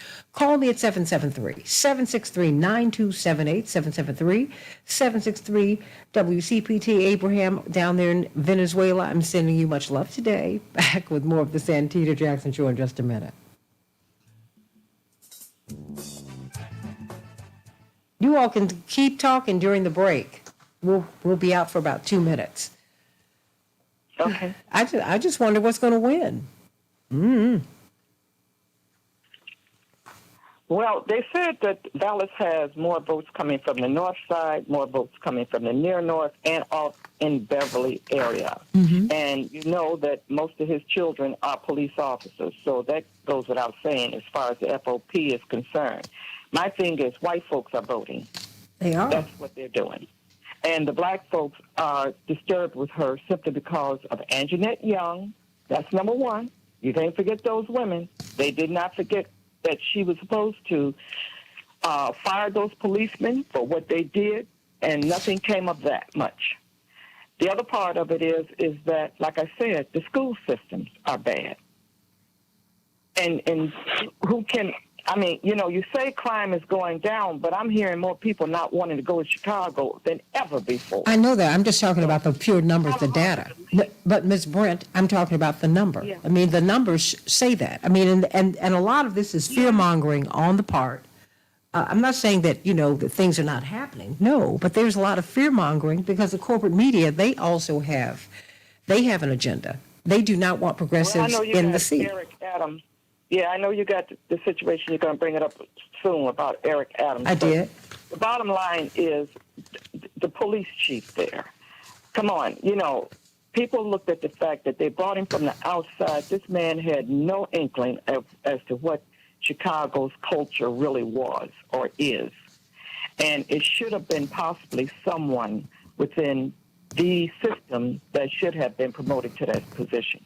That's my take on that, because I didn't see, he was a good guy, nice guy. I met him a couple of times before. Reverend Wilson will tell you we had a meeting with him regarding Anjanette Young and some other things when we protested down there.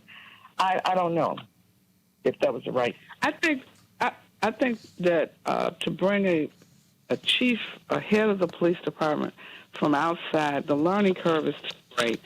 She was trying not to put in the existing guard because she had worked with the police board and she saw the corruption before she became mayor. I think Mayor Lightfoot's biggest challenge was communicating what she had done well. She was a good mayor, but she just didn't have the best communication staff, and her staff hurt her more than they helped her. On some decisions, you know, Chicago is like a close-knit family. You just can't populate leadership with a number of outsiders. They don't have the bandwidth or the connections to people in the city to make things work. Well, you know, and I think challenge. also her interpersonal skills, you know, because she is a prosecutor to the core. I mean, because people, at least half of the people who were running, at least half of the 9 people who were running were saying, look, I tried to work with her. I wanted her to work. Right, but right. I couldn't get along with her. And you got to get along with people. Well, and she is someone who I personally like. She had to rule in a pandemic. No. I'm not saying that. I'm saying she's someone I like very much, but one of the things that I've learned from Reverend is it is not just an academic exercise we've got here. You got to get along with people. And if you can't get along with people, I don't care how smart you are, you ain't going to get elected. I get it. But she had a lot of issues, and I think that, you know, you have to know the pivot and change. And the one thing that you have to do as a leader is to say, I made a mistake, I'm sorry. And let me tell you something, when people get up on you, they better like you. Because if they don't like you, they're not going to elect you. Ask Buddy Cianci in Providence, Rhode Island. She was not a 2 seconds. And she's someone who I liked. When you peeled away the layers, because she was in a fight all the time, always. Every day. Every day. So I get it, but, you know, stand by. I've got callers.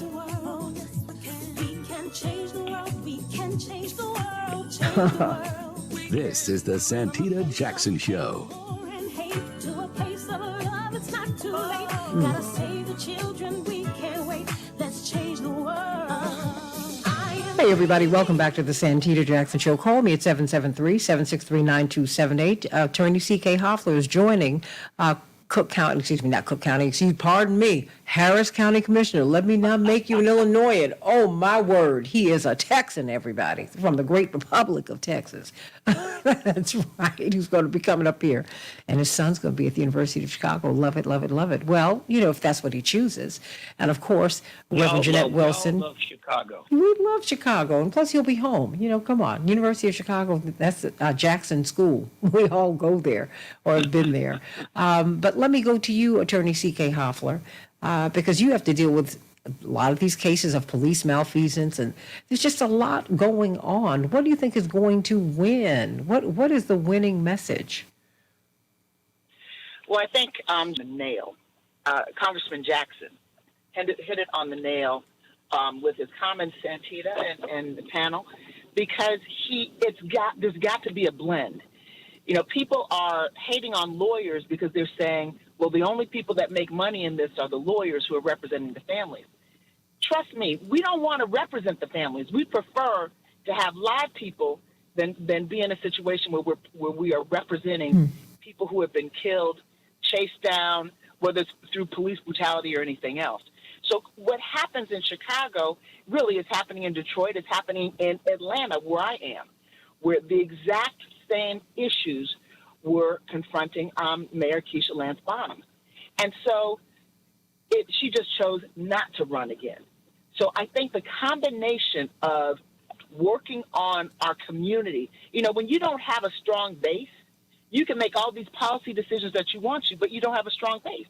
If the kids aren't in school and they're on the street because their schools have been defunded, because their schools are not a place where they are safe, because their schools don't have, like in Atlanta, some public schools don't have books. How do you have a school that doesn't have books? And the teachers are doing the best they can and making copies of lessons that they're trying to teach the kids. That's what we're seeing, and probably, I'm pretty sure in Chicago, but we're definitely seeing that in Atlanta and other cities. So we have to attack it at its core. I think Jonathan made that point. But in addition to that, we've got to retrain, retool the police. And then my own thing that I think needs to be injected in that, we need a George Floyd Justice and Policing Act.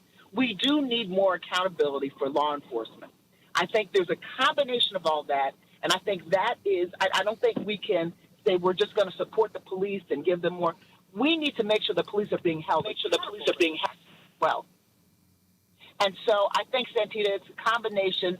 I don't want to see these cases on the rise. Police brutality has been on the rise since the murder of George Floyd. They killed more people last year than they have ever. So something is going on. And so it's all intertwined.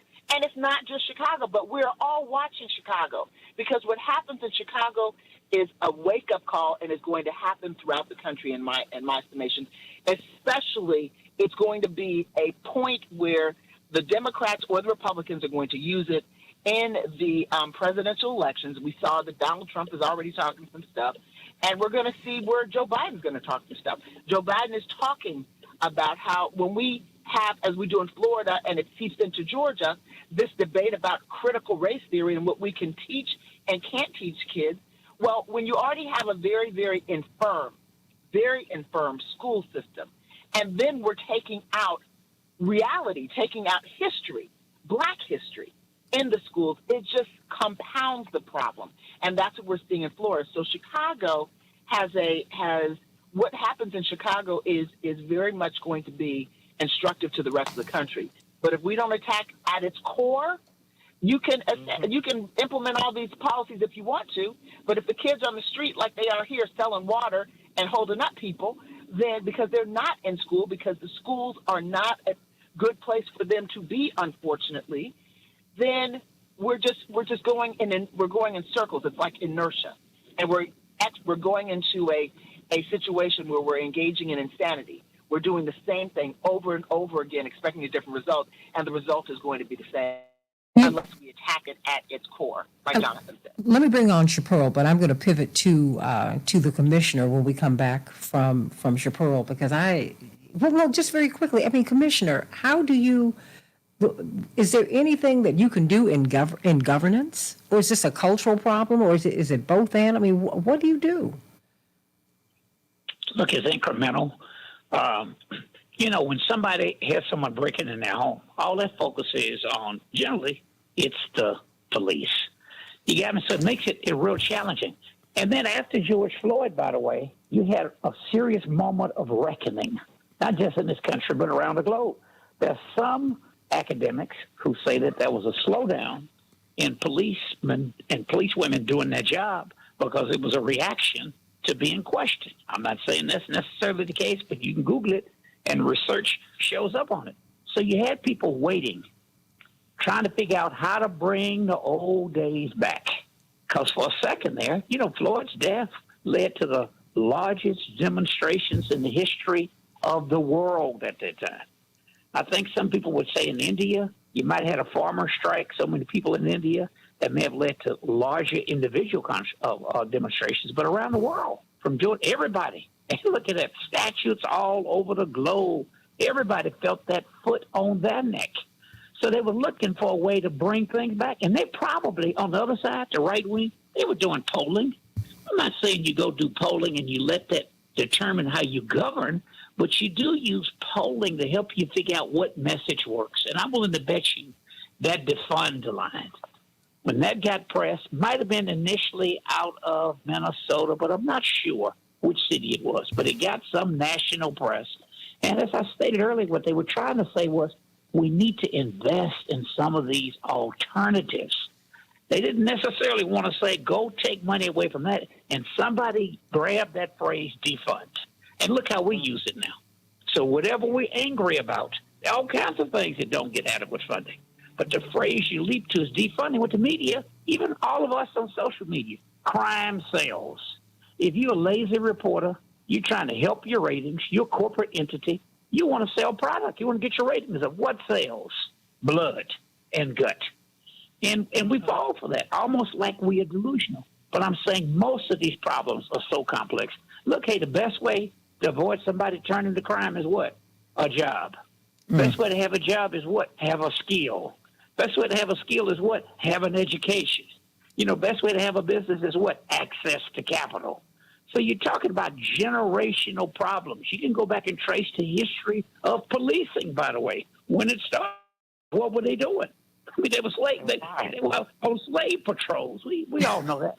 But so I'm saying, I just want to stress for Brandon Johnson, he's got to expand his base. I'm big on criminal justice reforms, issues, Santita, and all the way from chairing the Board of Innocence Project out of New York. The easy thing to do is just go pour more money into what you have been doing. That's traditional boots on the ground. And then then don't ask questions. I mean, yeah, Giuliani could say it made a difference. He's locking everybody up.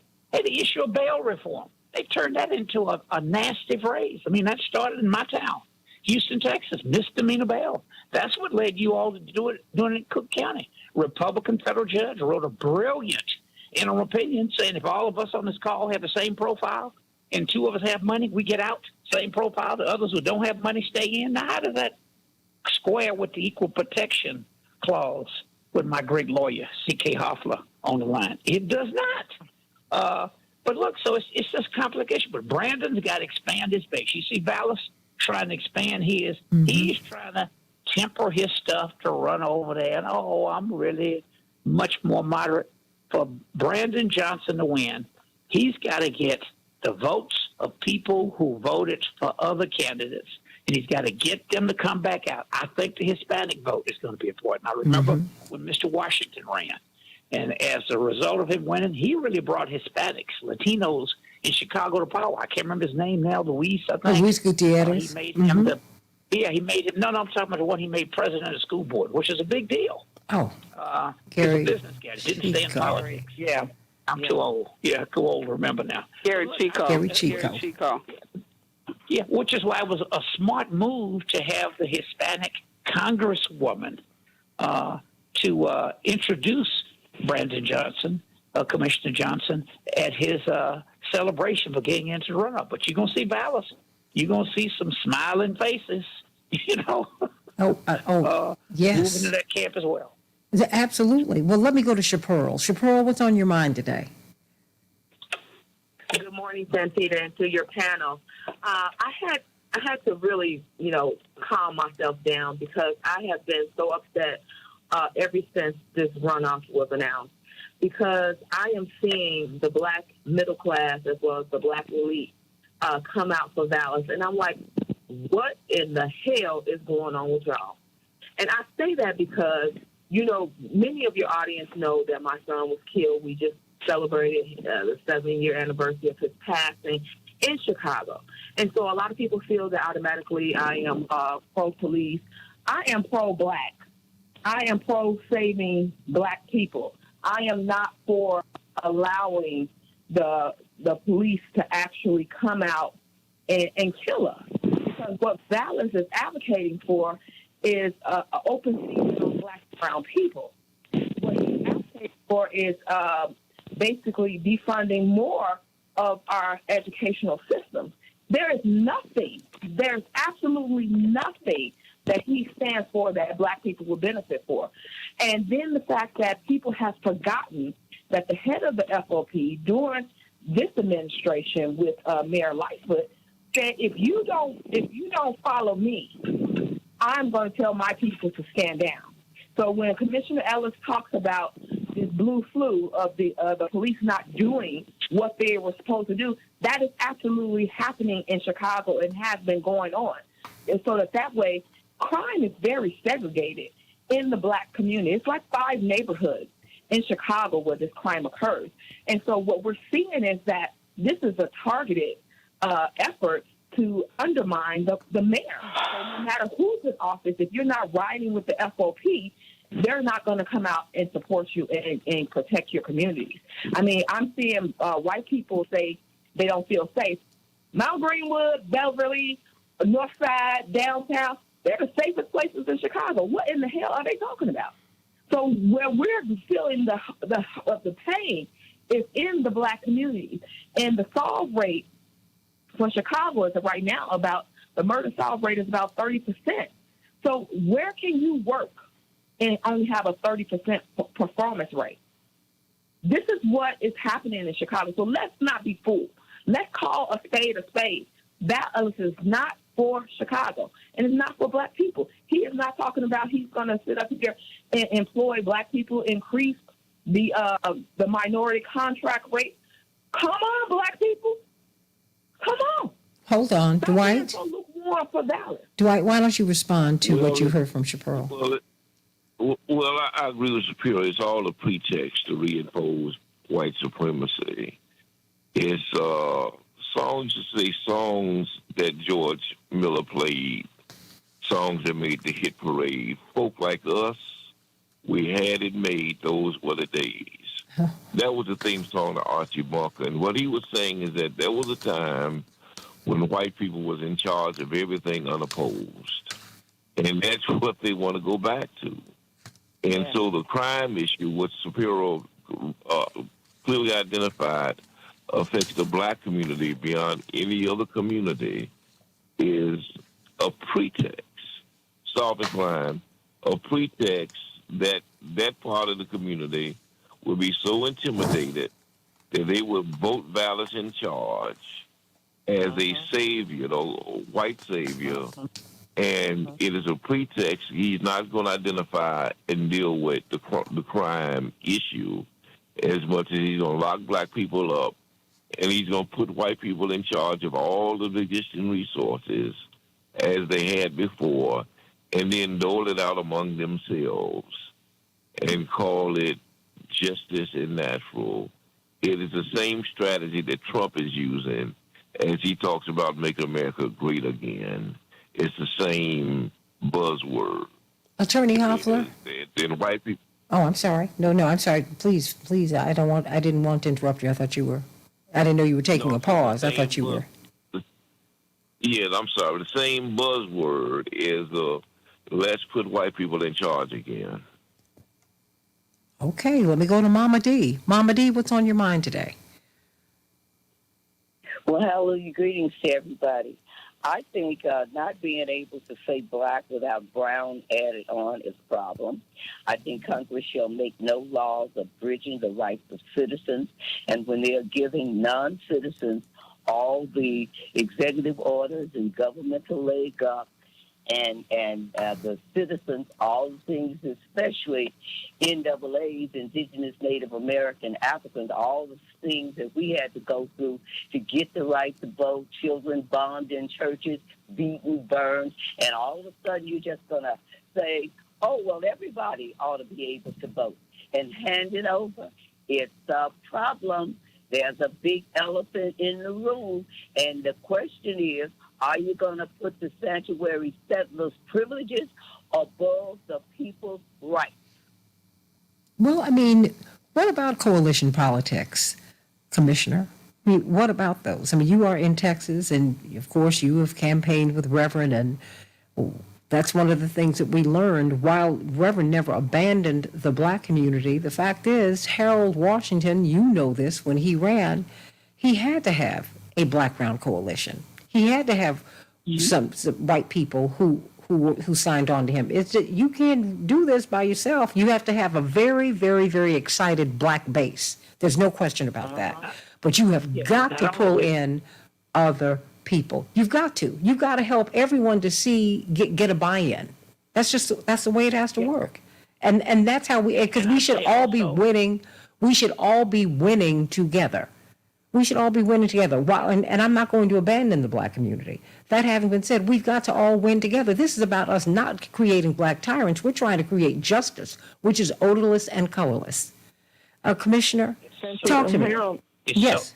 It's so important, and you said it even better than I can say it. And not only is it good politics, it's the right thing to do. Also, women, it's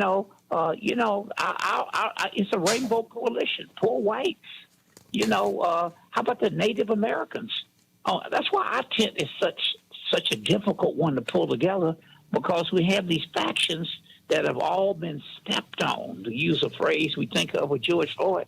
All of us had our necks stepped on. It's common in any society in the world to have people who have the least among us fighting against one another. And those who have the most tend to encourage that. And it's a difficult thing to do, because you got all these have-nots. Everybody's trying to get their piece. Remember when I made reference to whoever came up with that defund phrase instead of reimagine? Rarely do people want to say we need more of it, because that's a challenge. You just say take something from somebody else, redistribute it. And it's a big challenge. But no, you got to have coalition politics. And no matter how hard it is the right thing to do. Just figure out how we lift all those votes, as many as we can. And in both communities, but blacks and browns in particular, it's common. I mean, they would be now slightly above blacks as the largest minority in America. You have black Latinos. And look, hey, and even in our community, whatever we've done with this black thing, to demonize it, by the way, even in our own culture, even in black countries, by the way, whatever has been done on the face of this planet to demonize darkness, that beautiful blackness, it's tragic. And we got to educate our communities, but we have to have coalition politics, or we will not win. That's right. Santita, may I say something quickly? When I watched the Selma Pettis Bridge thing yesterday, I saw your dad. Thank God he was able to make it. I'm so happy for him. And it saddened me when he said he didn't know if he would be back. But the other part of it is, the first time Dr. King came across that bridge, it was us. It was just blacks. It was the auntie in the kitchen. It was the mailman. It was people who were from grassroots communities. And, of course, we know what happened. That's why it was called Bloody Sunday. It was not until he came back with a coalition of people, Arab, Muslim, rabbis, Catholic, all of those people, white, black, brown, came across that bridge, that it was successful. The same thing is going to have to happen with the city of Chicago. We can't do it by ourselves. I looked at statistics yesterday. 29% black, 29% Hispanic. Yeah, if they come together, that's near 60%, they could take the city. But you know what? There's a lot of downtrodden situations there that people don't feel like they can come up. A lot of blacks left the city of Chicago. I'm waiting to come back. My heart is rooted in that skyline. I'm out here in the western suburbs. I'm waiting to come back. But you know what? The same problems are out here, too. The state's attorney just told me, Regina, hey, listen, we're down in our prosecutors because of the salaries. They can't make it to pay their student loans.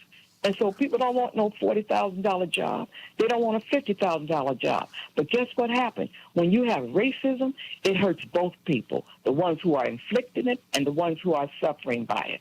Because, yes, crime is going to go up, and you're going to have a staff. You can't handle those cases fast enough, and that's what's happening with the judicial system. Well, I mean, it's happening all over the place, but I tell you what, coalition politics is what's going to have to happen. But what cannot happen in the coalition politics is black people can be at the center of it.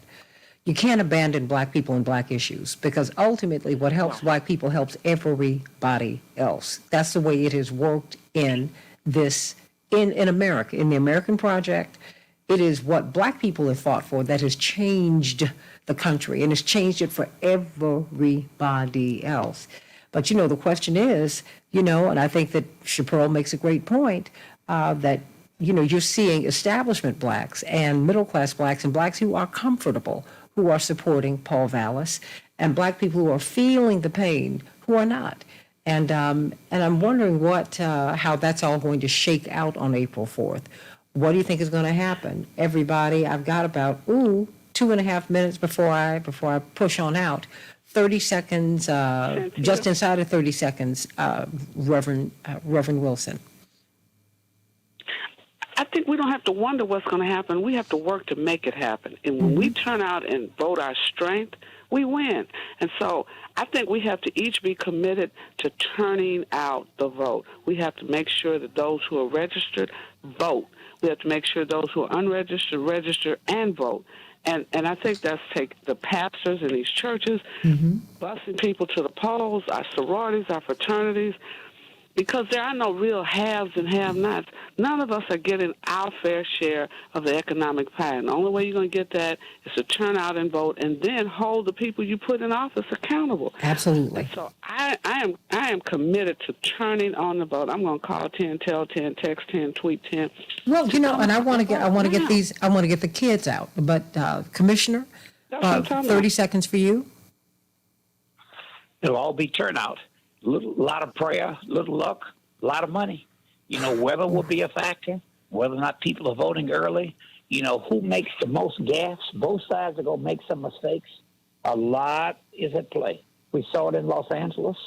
There'll be money, bukus of money on both sides, but it'll be a very close race. Well, Attorney Hoffler, I don't want to see another lawsuit for someone else who's dead. I mean, I don't, and I don't either, and I don't want to be part of another lawsuit. I know you don't. On behalf of family, I really don't, because there are better solutions. But if people don't get out and vote, that's going to be it. Because Chicago, you all have same-day registration. We would love to have same-day registration throughout the country, and so if people don't get out and vote with same-day registration, that's going to allow those who are involved in voter suppression to say, see, it doesn't work. We don't need to have same-day registration because people are not voted. Excuse me. So it's important to turn out the vote. Well, you know what I'm going to do? If you all could stay with me for just a few minutes on the other side, because I'm going to have to get out. I have a hard out because, we're on in more than one city. I want to get some closing thoughts from you on the other side. And just stay right here, everybody. Stay here on the Santita Jackson Show YouTube channel and on the Santita Jackson and Friends Facebook page. What's going to win? And how could we make Chicago and the country and the world the safe haven that it's supposed to be? It's supposed to be the beloved community. That is the goal, everybody. That's where we're supposed to be going. And we have to get there. And guess what? We're going to have to get there together. Period.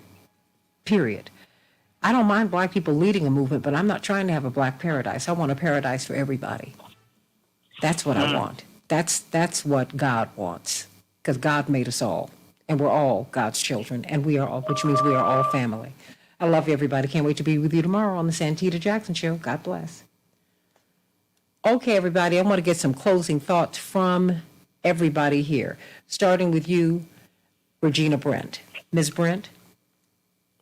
Well, I'm going to continue to do what I do out here, Santita, and that is work with these officials to make sure that whether our kids are from Chicago out here in the western suburbs, that they are able to get AP classes, that they are able to drive, walk, and talk while black and not get pulled over just because of the color of their skin.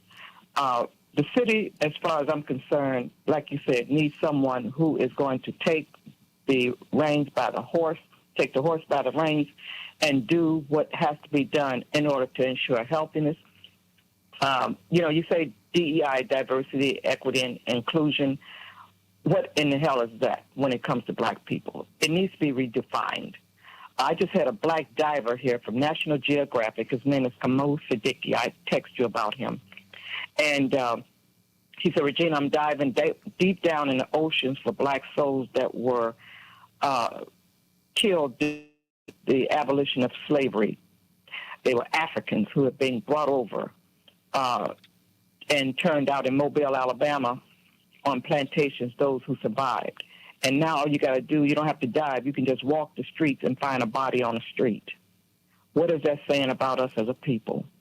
So unless we get ourselves healthy mentally, physically, and emotionally, and we get resources for mental health in the clinics in Chicago, get the schools opening up and running again, and getting jobs, provide opportunity for our young people, nothing is going to change. So I'm glad to be a part of this discussion, and I'm hoping that we don't get tired.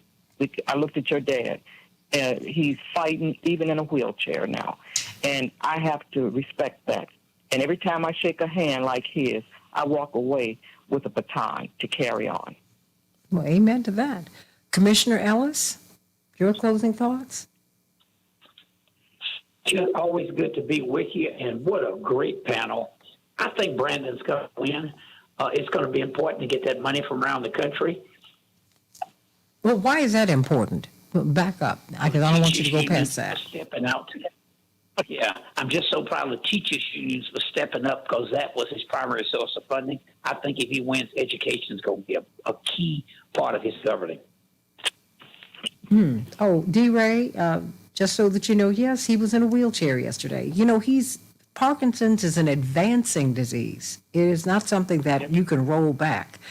And he has a very aggressive form of it. So, yeah, but one thing I will give to my father is this. He keeps on pushing. He keeps on going. And all we can do as his family is make sure that he's all right. But you get... That mind is sharp as a tack. That mind is fully functional. Even when he cannot articulate it, his mind is still here. Podium. He gets up and gets to that podium. I've seen him. Yeah. But but the thing is, what you have to understand is that the reason he needs to sit is because he's been instructed with Parkinson's to do one task at a time. So if he's standing, because it's a brain disease, he has to focus on standing. So when he's speaking, we have to have him sit. That way all he needs to do is speak. Because if he stands, he's got to focus on standing. That and which undercuts him speaking. It's just, and I share these things because I know Lorraine, Mark's wife, her mother has Parkinson's. These things happen. And all my life I prayed that my father would live past 39, live to 39, because the people in his space didn't live past 39. And the Lord not only gave me 39 more years, he doubled it. God doubled it. But what came with it was this. So this is what I have to deal with. And I'll take it. I will take it. I will take this as opposed to the alternative. So do not cry for him. Just continue to pray for Reverend Jackson. And you get out here and have a sense of purpose like he does, CK. Because CK is the chair of our board. And Reverend's sense of purpose is undiminished. He is going to wear out, not rust out, CK. No, absolutely. Undiminished, and you can't stop them. And that's the beauty of Which drives us crazy, CK, that put that out there. But you can't stop them. And that's, and Santita, your father has always, torn down doors. That's what he does. That's and he's taught us all how to do that. So we need to take a page from him. If he's out there every single day with infirmity and that's not stopping him, why are we letting anything stop us? That's the real message. So, again, I'm big on everybody needs to be held accountable. The police have to be held accountable. I don't want to see more of these cases. But I don't even use the word defund. That was just a crazy notion. Was that crazy and I or think what? It was a misnomer. It was crazy. It was a misnomer. It was just something used, as a political. It was at the moment somebody said it. Yeah, that's what we need to do. But it was crazy. What we need to do is repurpose, give greater training, repurpose the police department. But we need to hold them accountable on a federal level. It can't just be, state by state, community by community, although in the absence of a federal level, we need to do it state by state, community by community.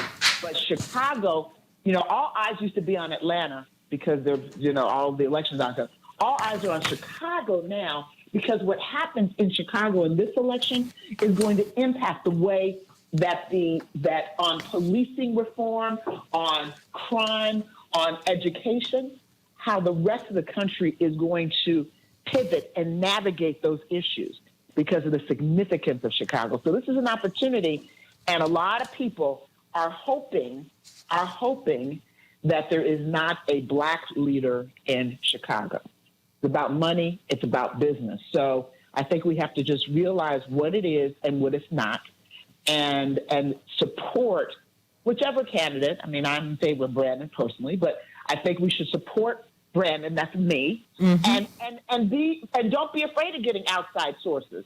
I think it was the commissioner that said you have to do that. You can't, in today's environment, you can't just rely on resources locally, but you want to make sure that if you do get resources outside, that they're the right resources, and that you can stand by it. You can look at people in the eye and say, yes, I have support from this group or that group or this organization, and that you can look at people in the eye, your constituents, and be proud of that.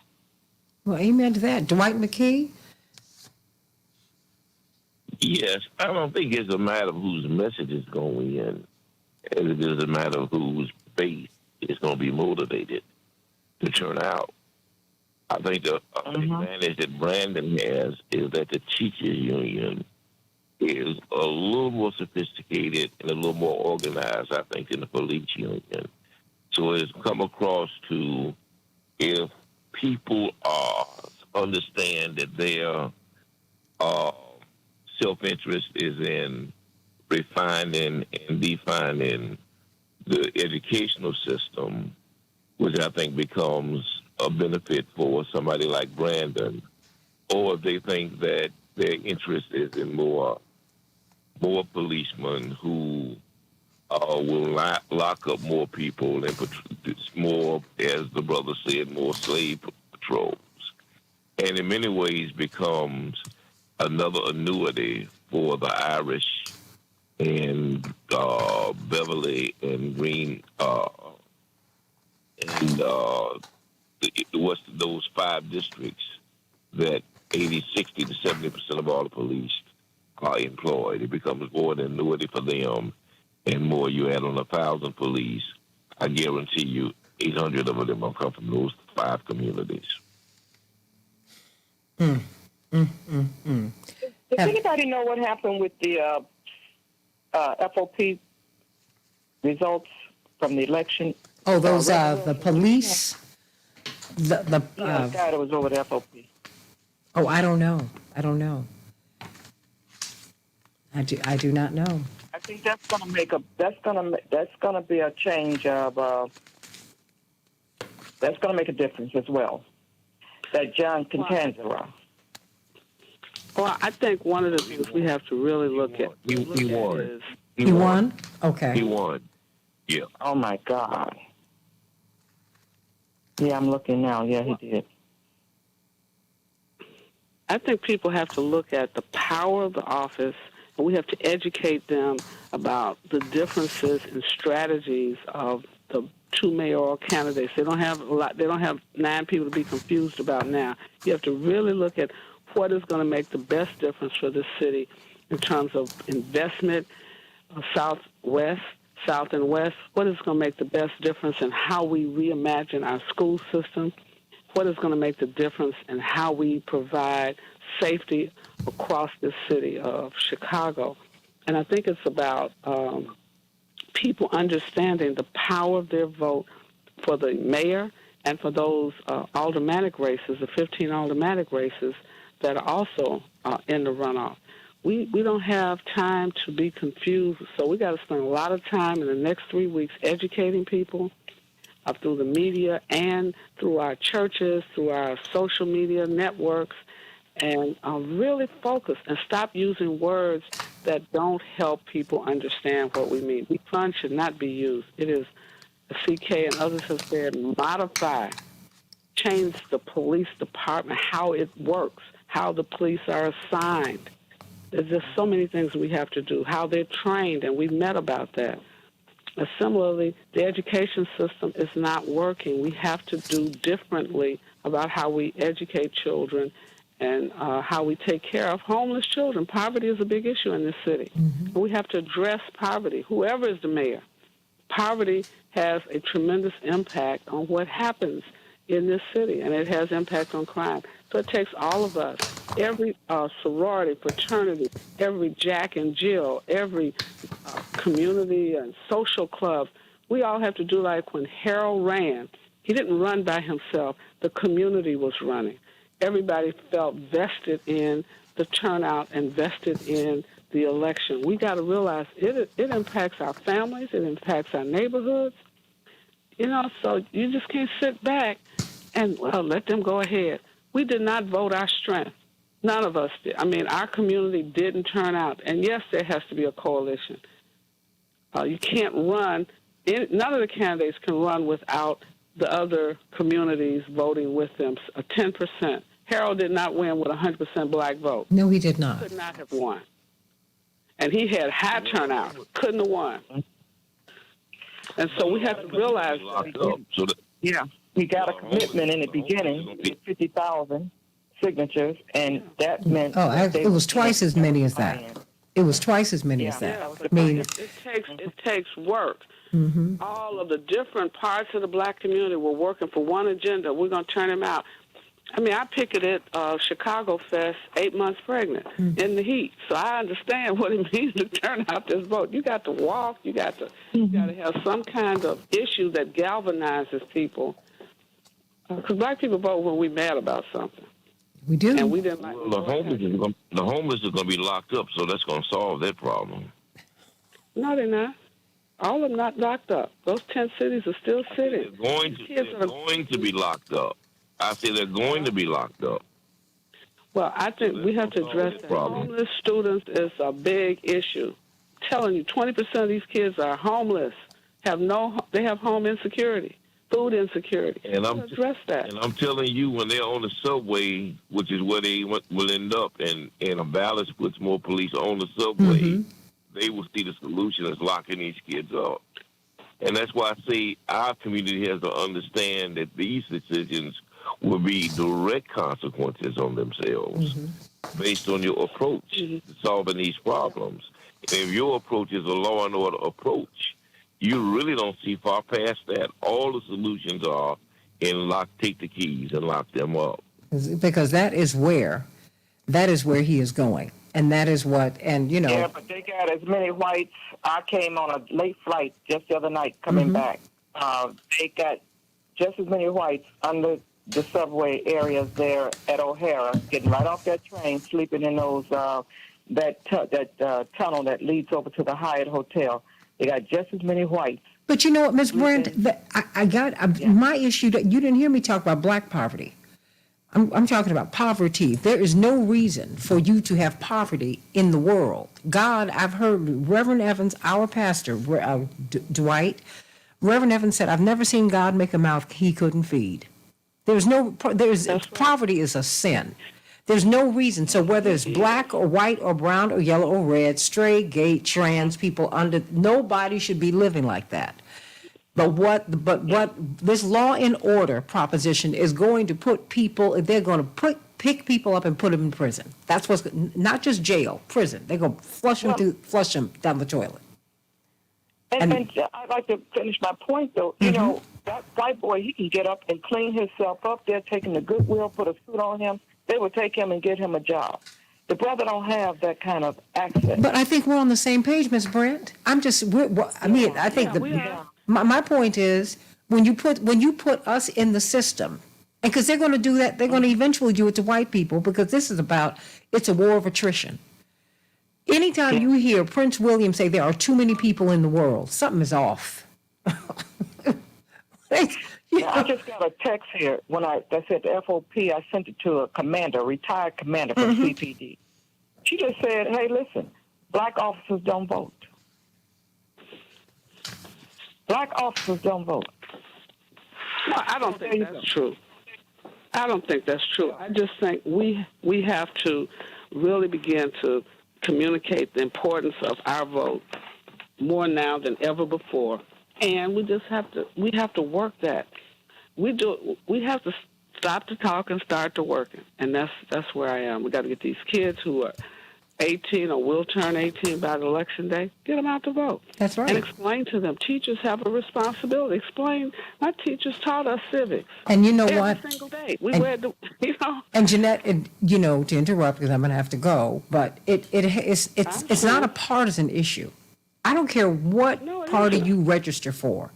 As you graduate from high school, as you turn 18, you need to be a citizen and you need to get registered to vote, period. That's just where I am with this. Just y'all vote. And taking civics out of the schools for everybody is very dangerous. My brothers were at St. Albans. Everybody was in prep school but me. And what was interesting was when Vanessa Williams got into, when she was exploited, and they dropped that story literally when we were leaving San Francisco after Reverend, everybody's high on Reverend's speech in 1984. I get a call. We're moving out. We're on our way back to Chicago. They're like, "Does Reverend Jackson have a comment on Vanessa Williams?" And I'm like, "What?" And they told me the story. I was like, "Oh." And my mother said, "I knew they were not going to let us get through the week without doing something to undercut black people because we're so happy about this speech that he gave and this triumphant candidacy." That having been said, you look at, Jesse wrote a letter to the Washington Post. It was automatic with him, in which he was defending her and looking at how she'd been exploited, blah, blah, blah, blah. Do you know at St. Albans, at the National Cathedral School for Boys, which is from the Church of England, it's at the highest point in Washington, D.C., Mount St. Alban. It's the most exclusive prep school in Washington for a whole lot of reasons. They are trained in middle school to write letters to the editor of the Washington Post and the Washington Times. They're trained. That's just part of what they do. Because they are trained to run the world. They're not being told they shouldn't learn cursive. They're not being told they're supposed to learn it all. Okay? And they're supposed to be civically engaged. And they are very serious about educating those kids because either you get a certificate or you get a diploma. If you barely meet the requirements, you get a certificate. If you absolutely meet the requirements, you get a diploma. They train you to push, to succeed, and they train you to be civically engaged. Are we training our kids to do that? No. But should we? Absolutely. They don't know the power. Yes, and that's our challenge. And we must assume the challenge. It's every church. It's every neighborhood organization. You should be teaching that in Sunday school.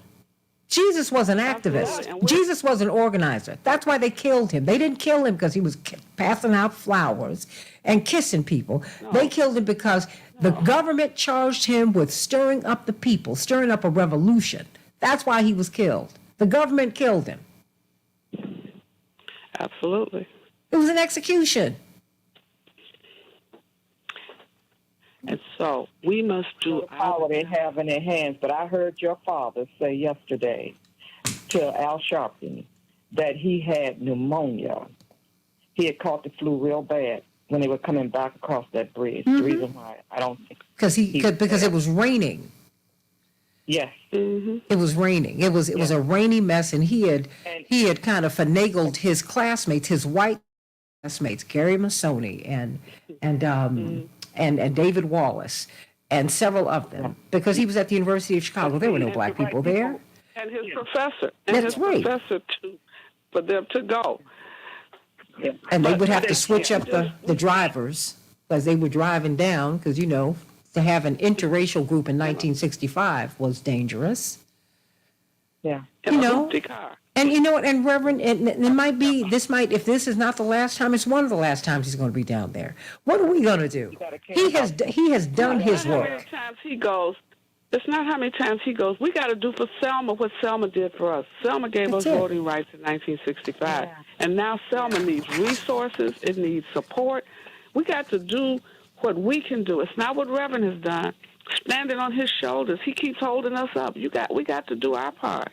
Selma looks like the town that time forgot. It's like it's just like a battle. Nothing has changed since the 60s and before. Nothing. No building, nothing. Make that change. Nothing. And now that the tornado hit, it's even worse. Oh, please. I mean, so we have to do what we can do right now. There's things that all of us have a responsibility to teach the children, train the children, and then get the children out, the young people out to vote, get the old people to vote. Don't let them get depressed. We can vote by mail. We can vote in person. We can, I mean, there's just no reason, as CK said, when Chicago fails, the rest of the nation is watching us. And they're attacking black. They're attacking black mayors around the country. We had a black female mayor in Atlanta, gone in D.C. I mean, so we got to really fight to hold the power that we have when we're doing the right thing. So we just can't give up, can't give out. Got to keep going. Well, you rest assured, all of them that I talk to, or every one of them I run into, every one of them that I see, I ask them, hey, come and go with me. Come watch this. Look at this. This is how you can change things. This is what we do. This is why we have to do it, because so many before us did it. And, yes, they owe them that. They owe it to them to continue the work, You know, but also have some clarity, because this is not about, I don't want a black tyrant, okay? I want justice, which has no color. What I offer is the black perspective, which is being at the bottom. That's what I offer. But beyond that, because when I see I mean, look, you can support whomever you choose to support in this mayoral election. But I just noticed that it's black people who are more establishment who are supporting Vallis. Okay, I got you. The problem is when he gets in and you get your contract, your job, whatever, you don't advocate for me when you get in the room. That's a problem. That's a problem. And we're still out here. So, you know, I just think that there's a lot of work that we've got to do. Robert, you said that's called a high quality education. Absolutely. But white people connect, and the people who run the world, let me put it this way, connect civic engagement, your registering to vote, your being involved in the system with and really helping to shape it. They make all the connections. That is why after they make a lot of money, they start running for office, because they know that they have got to be in the government. They have got to really get in and shape policy in order to hold on to the power that they've got. See, Reverend has put it so brilliantly. He said, remember, we were in slavery longer than we have been free. So power is something we really don't understand. We don't really get it. But we got to get it. We must get it. They asked we out must. here the other day. I was at a meeting Monday. They asked out here the other day. There was something like a little summit. And they were saying Dr. Carroll, once he left Benedictine University out here, they stopped having Dr. King's breakfast. So they're trying to make sure that they restore that out here in the western suburbs, because we know that Reverend Jackson has a huge one every year.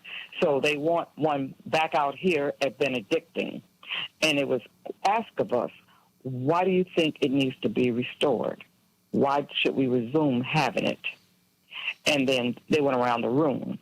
The bottom line, it came up that my pastor is from the South. She's from C.K. Hoffler. She's from Atlanta. Her name is Kenitris Dixon Houston. And she said, from where I come, which is Dr. King's home, She said we had a day on for service and not a day off. So with that being said, they ran many voters registration drives for young people. And so that is so important, is that these kids are involved with volunteer services. They need to become, that's how Barack and Michelle made it. This is what happens with service. And when they hear service, yes, that's when you factor in voters registration, economics, civics. All of those things should be taught to celebrate on his birthday. But you know, Ms. Brent, they need to tell people. Dr. King fought the establishment, and it was okay when he was desegregating, but when he attacked the military-industrial complex, they killed him. You got to tell that part of the story too, because he was killed 1 year to the day, to the minute, that he opposed the Vietnam War. April 4th, 1967, from the Riverside Church, he got up and gave his speech in which he opposed the Vietnam War. He had migraines, because he knew that he was signing his death warrant. And when he finished making the speech, Reverend Dr. Wyatt T. Walker said, "You know you've just signed your death warrant." He said, "I know." And for 365, no, let me just say this, for 365 more days, his staff would not allow him to be alone, because these people were trying to drive him to kill himself. J. Edgar Hoover. Yeah. And so April 4th, 1967, just after 6 p.m., he gives the speech. April 4th, 1968, just after 6 p.m., they blow his neck off. People need to tell that. So service, no, what are you serving? It ain't just about volunteering, and I know I'm not inferring that, and I know you didn't imply that. It's about making a just society and a more peaceful world and creating the beloved community, which means you check this military-industrial complex. You make sure that no one has a floor, that we create a floor beneath which no one should fall. That's what we need to do, which means we have to radically reorder our priorities. We cannot be a thing-oriented society as we are. We have to be a people and love-centered society. That is where we have to go. And law and order ain't it. Disruption, Jake said, it takes disruption to make change. And then change is about innovation, and then innovation is about growth, and growth brings on opportunity. If we're not ready to disrupt what's going on with the norm, it's not going to happen. And be ready to take the hit, because you're going to get spied on. You're going to get audited by the IRS. All these things are going to happen to you when you decide to challenge the system. Most of us are not willing to do that. We're not, which is why we are here. Yeah, well, that's why you got to watch your mouth when you're talking about defund the police. Well, but that's why I always felt that phrasing was designed to keep us on the defensive. Someone who came up with that knew what they were doing, because instead of being on the offensive, when I'm watching someone be choked for 9.5 minutes almost, now I have to be on the defensive. The police do this all the time. That's why that young black girl pulled out her phone and sent her cousin into the store, because she knew what was going to happen. She said, no, sweetie, you go into the store. I don't want you to see this. She pulled out her phone and said, okay, it's on and cracking, because I know exactly what y'all are going to do, because you do it all the time. Mm-hmm. Yeah. There's got to be accountability for people who have this kind of power. And it can't be dependent upon your job, the contract you get, or whatever. I am sick of it. And you know what? People are going to get called down on it, and I cannot wait. When you see this dude just got voted in from CPAC, come on.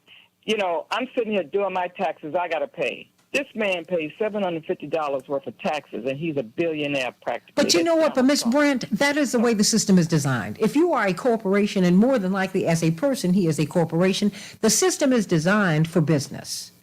Okay? So what you have to do is look at a system that disfavors people who earn wages. Yeah. He's following the rules. Trump told you, I followed the rules. That's why I don't pay taxes. He's following the rules. I ain't mad at him. But the man is a criminal. No, he says everybody, you know what? If he's a criminal, then everybody else is too. Because somebody has some papers from Ukraine and we're in war over there and we're not asking why he has top secret papers. I mean, so come on, He keeps just taking stop. us down. He keeps taking us down. No, and we the keep corporate coming up with media the money, keeps but we telling can't come us up with the that money. he's a We criminal can't come up with and the money. therefore we need to hate him. I mean, I'm tired of that. The fact is, he didn't. He paid the taxes. Floyd bill too. Yeah, I'm tired of all these folks. I'm tired of all these folks. No one has been more pro-police than Joe Biden. Nobody. He's the one who came up with a police officer's Bill of Rights just weeks after Rodney King was almost killed by the police. He went on the floor to do that. He wanted to be known as a friend of the police. He's always done that. Yeah. Well, that explains why we can't get the George Can't. Floyd bill. He ain't. That's who he. But that's all right. The politics, that might be his those are his personal feelings. But you know what happens in politics? I push him to make him do what I need him to do. That's all. You got to take your love out of the politics. This ain't no date. It's a destination. Stop falling in love with the politicians. Get over that. No, it ain't. That ain't what this is about. We're very emotional. We're very emotional. Well, enough. Because I need you to love me, like me. Child, please. I don't need that.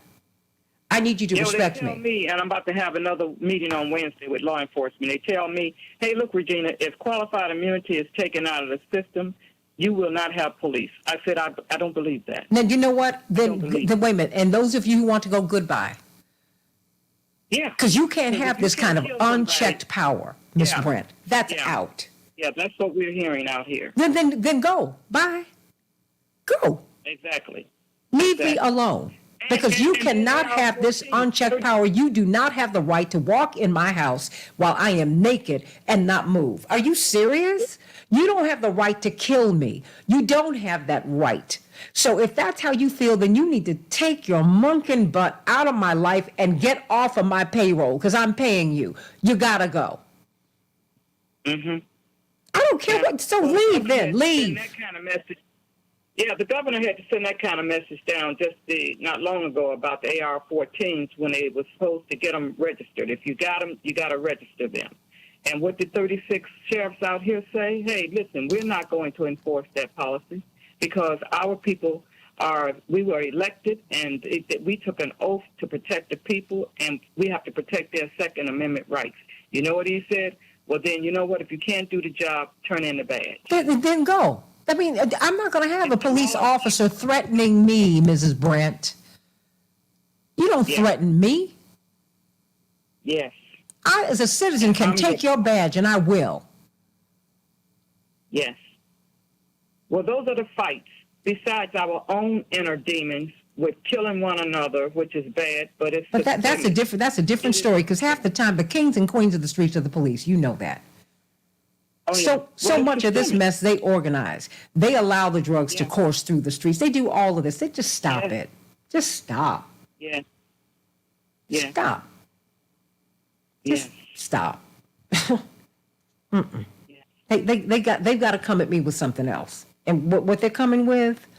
Oh well, you know, if you don't do it this way, then I'm gonna leave. Then go, darling. Bye. Bye.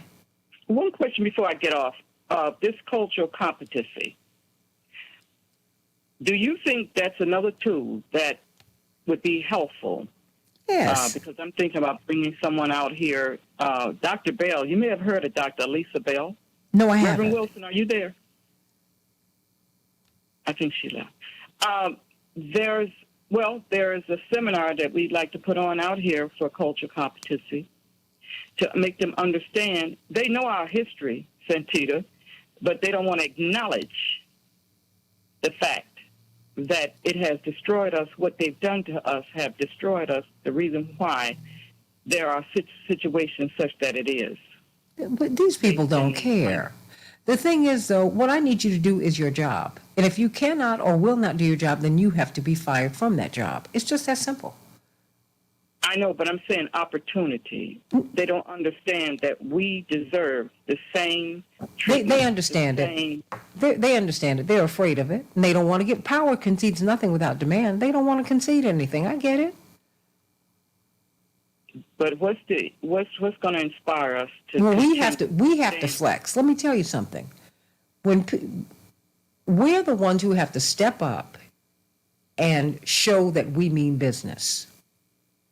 See, people mess with us because we back up. And people don't like, and the establishment doesn't like Dr. King. They don't like Reverend Jesse Jackson. They don't like people who are not playing with them. Okay? So we're the ones who have to say, wait a minute, I'm not playing with you, and I'm not going to compromise on what I need. And we have to also understand that some of what that it's not about you. When you get in the room, it's not about you. It's about who you are representing. And when we make it personal about our contract, about what favor we're going to get, that's when the people with whom we're negotiating, number one, they lose respect for us. Because at the end of the day, they respect the Reverend Jesse Jackson because they know that he is in there advocating for his people, and there's nothing that they can give him that is going to take him off that point. No, we can't be. We got to continue. We can't continue to file these lawsuits after you kill somebody, get paid, and keep on moving. No, it's horrible. It's horrible. It's just no. At some point, just like no, you can't pay me. You killed my mama, my daddy, my brother, my sister, my husband, my child. You can't do it. Yeah. It's horrible. It's a horrible. You situation. cannot buy me off. I haven't heard anything no more about Tyree Nichols than the Man in the Moon. This is terrible. This is terrible. So I'm just saying. Will go as fast. Yeah, that trial is going to be faster than you ever seen before. Well, because you know, they are black. Well, you know what? I'm saying enough already. Now, either you stand up for the right thing, or you're going to fall for everything. Enough. I have more days behind me than I have ahead, and I hope that is a lesson that these kids get from us. Time. That's right. I don't have time for this. That's why I asked you about the cultural competency, because what should that audience look like? You know what? Number one, you have to have people in there. You always have to have you have a jury of your peers, right? So you have to have people who have an affinity with the subject matter and with the community. I mean, if otherwise, what are we talking about? You're talking Mandarin. We're talking Mandarin and Cantonese. We're losing something in the translation, let alone Roman and Chinese letters. I mean, come on, get out. Either we're serious about making this system what it's supposed to be, or we are not. Yeah. Well, we mentioned coalition earlier, and that's what I thought. Well, that's the only way it's going to work, and that's what and it's a coalition of people behind both candidates, quite frankly, because you do have a chunk of black folks who are supporting Paul Vallis. That is fine. All I'm saying is I don't agree. He's not my candidate, but I've invited him on the show, and I hope to have him on the show several times before he before the election. And he's someone who is personally a nice guy. I like him and all of that. I just disagree with a lot of his positions. But if he becomes mayor, if he becomes mayor, I will work with him. But I'm going to hold to my position. I don't want to see these schools privatized. I'm tired of all these charter schools. I want you to pour some resources back into my community and reopen the schools that I need. I want smaller classrooms. I want some resources. I want us to stop having these wars all over the world and bring this money back to the United States so I can educate, feed, house, and clothe people. That's what I want. Well, we'll be watching. Listen, it's not about just sitting back watching. It's about doing the work, as Reverend Wilson said. And they're going to have to get up. They saw what happened. Unfortunately, and I liked Lori. I loved her. I thought she was just so befitting for that city. But I remember when her and Preckwinkle ran, and she beat her 2-1. So now you were supposed to go in there and fight like hell. But she did. Based on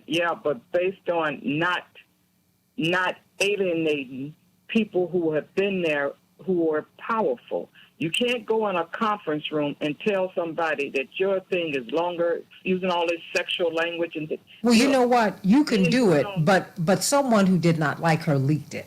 Because the fact is, when meetings get testy, this comes out. And part of what bothered these men about Lori Lightfoot was that they knew they didn't have a prayer of sleeping with her, because sexual politics is very much a part of real life. Let's get real about that. Yeah, and they didn't like it. And they Okay? didn't like it. And they You know. didn't like that, and they were And threatened her by wife it. is white.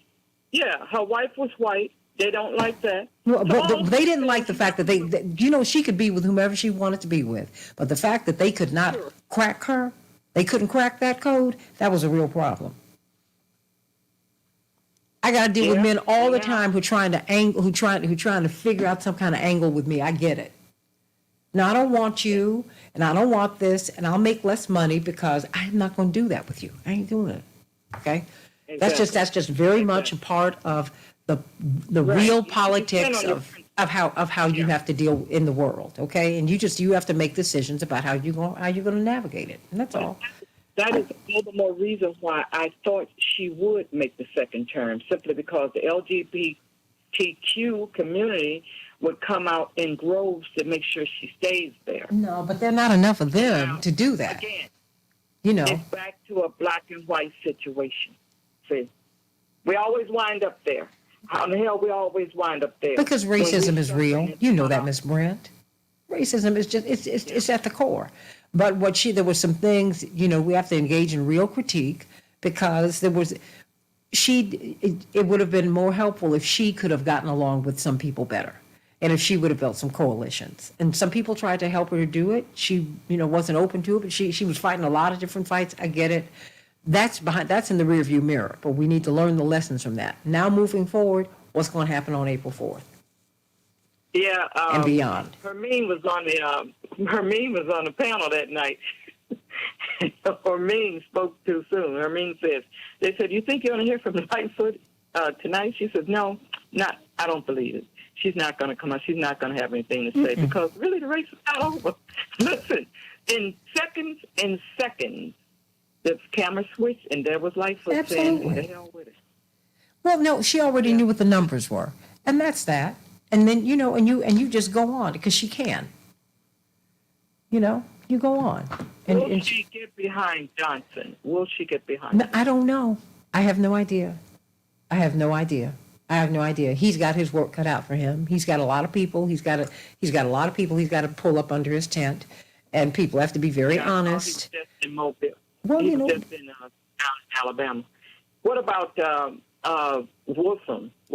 I have no idea, but I'm going to have to shut this down because I've got to run, Miss Brent.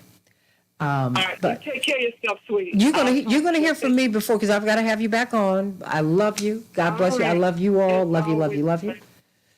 Take care, Dad, as you usually do. Oh well, no, that's my mom's job. I just help. You learn something all the time, because when I heard him say I had pneumonia, I said, "Wow, listen, we owe him. We owe them.